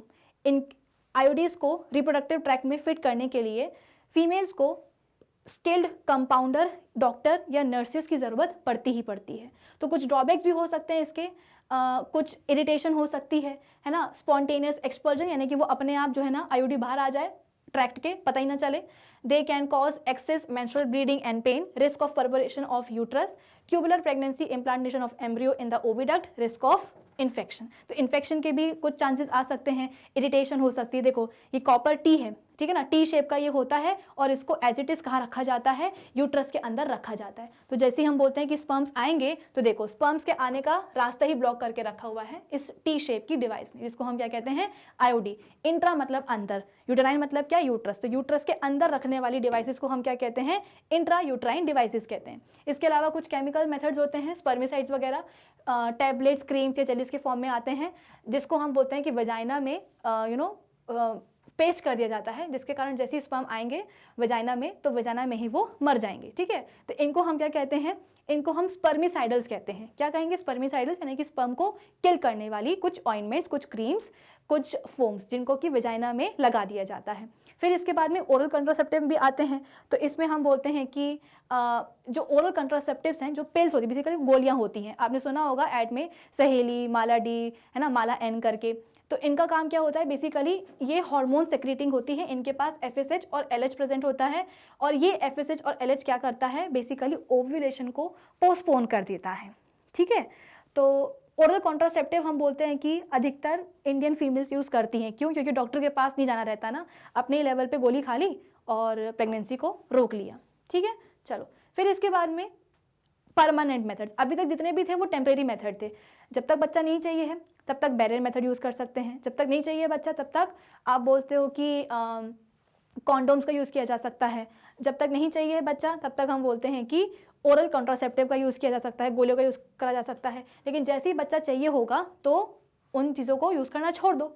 इसके बाद में आती है परमानेंट मेथड्स। परमानेंट मेथड्स में हम बोलते हैं कि सर्जिकल मेथड्स आते हैं, जहाँ पे क्या होता है, एक होता है ट्यूबेक्टोमी और एक होता है ओवरेक्टोमी, ठीक है। ट्यूबेक्टोमी में क्या होता है, cutting of fallopian tubes in females, and vasectomy involves cutting of vast difference of each side, दोनों साइड के, ठीक है। तो फीमेल्स में क्या होगा, फेलोपियन ट्यूब जो है उसको कट करके सिल दिया गया है और ये परमानेंट है, ठीक है। फीमेल्स में जो होती है सर्जिकल मेथड वो क्या होता है, परमानेंट होता है और इसको रिवर्स नहीं किया जा सकता है। लेकिन अगर हम बात करेंगे मेल्स की, तो मेल्स में हम बोलते हैं कि जो वास्ट डिफरेंस है उसको भी कट करके सिल दिया जाता है, लेकिन ये कैसा होता है, रिवर्सिबल होता है, वापस से ज्वाइन भी करा जा सकता है, ठीक है।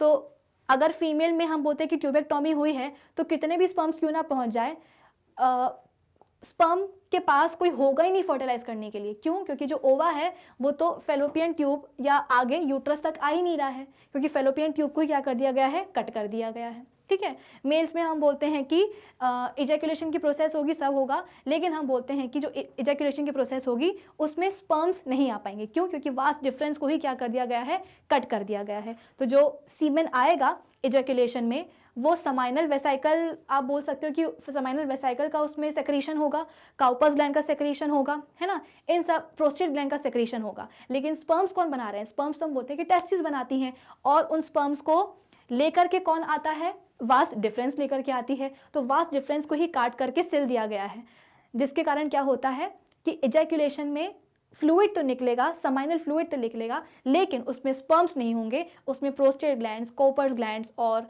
जो समाइनल वेसाइकल्स हैं उनके सेक्रीशन प्रेजेंट होंगे, ठीक है। फिर इसके बाद में एक होता है ओवरेक्टोमी, जिसमें हम बोलते हैं कि ओवरीज को ही क्या कर दिया गया है, रिमूव कर दिया गया है सर्जिकली, तो टंटाई खत्म, ना रहेंगी ओवरीज, ना होगा ओव्यूलेशन, ना आएगा ओवम, तो चाहे जितने भी स्पर्म्स आ जाए फर्टिलाइजेशन के लिए कोई होगा ही नहीं। ठीक है, तो ये कुछ आप बोल सकते हो कि सर्जिकल मेथड्स हैं। एक होता है मेडिकल टर्मिनेशन ऑफ प्रेगनेंसी, ये तो खैर हम बोलते हैं कि अल्टीमेट स्टेप होती है। प्रेगनेंसी के टाइम पे बहुत सारे टेस्ट वगैरह होते हैं, अल्ट्रासाउंड वगैरह होता है, तो डॉक्टर बताता है कि भाई फीटस में जो है ना कोई गड़बड़ आ रही है और बच्चा जो है ना वो डिफेक्टेड पैदा होगा और हो सकता है ज़्यादा दिन तक सर्वाइव ना करे, तो उस समय हम बोलते हैं कि परमिशन मिल जाती है कि अबॉर्शन करवा सको, यानी कि प्रेगनेंसी को टर्मिनेट कर सको, तो उसको क्या कहते हैं, एमटीपी कहते हैं, मेडिकल टर्मिनेशन ऑफ प्रेगनेंसी या फिर अबॉर्शन। ठीक है, तो आई होप सभी कॉन्ट्रासेप्टिव मेथड्स सबको समझ में आ गए होंगे। टेम्परेरी होते हैं, परमानेंट होते हैं। उसके पहले हमने रिप्रोडक्टिव हेल्थ के बारे में पढ़ा था और उसके भी पहले हमने मेंस्ट्रुअल साइकिल के बारे में पढ़ा। तो आज की सेशन के लिए बस इतना ही, और इसी सेशन के साथ में पूरा का पूरा जो हमारा चैप्टर है हाउ डू ऑर्गेनिजम्स रिप्रोड्यूस, ये होता है फिनिश। अब हम मिलेंगे अपने नेक्स्ट सेशन में और रिवाइज करेंगे कुछ और नए चैप्टर को। तब तक आप क्या करेंगे, हमारी जो ऑफिशियल वेबसाइट है magnetbrains.com उसे विजिट कर लीजिएगा, जहाँ पे आपको सभी चैप्टर्स के वीडियो लेक्चर्स मिलेंगे प्लेलिस्ट में अरेंज्ड, साथ ही साथ सभी टॉपिक्स के वहाँ पे आपको होंगे नोट्स भी available. So do visit our official website magnetbrains.com. Till then, keep learning with Magnet Brains. Thank you.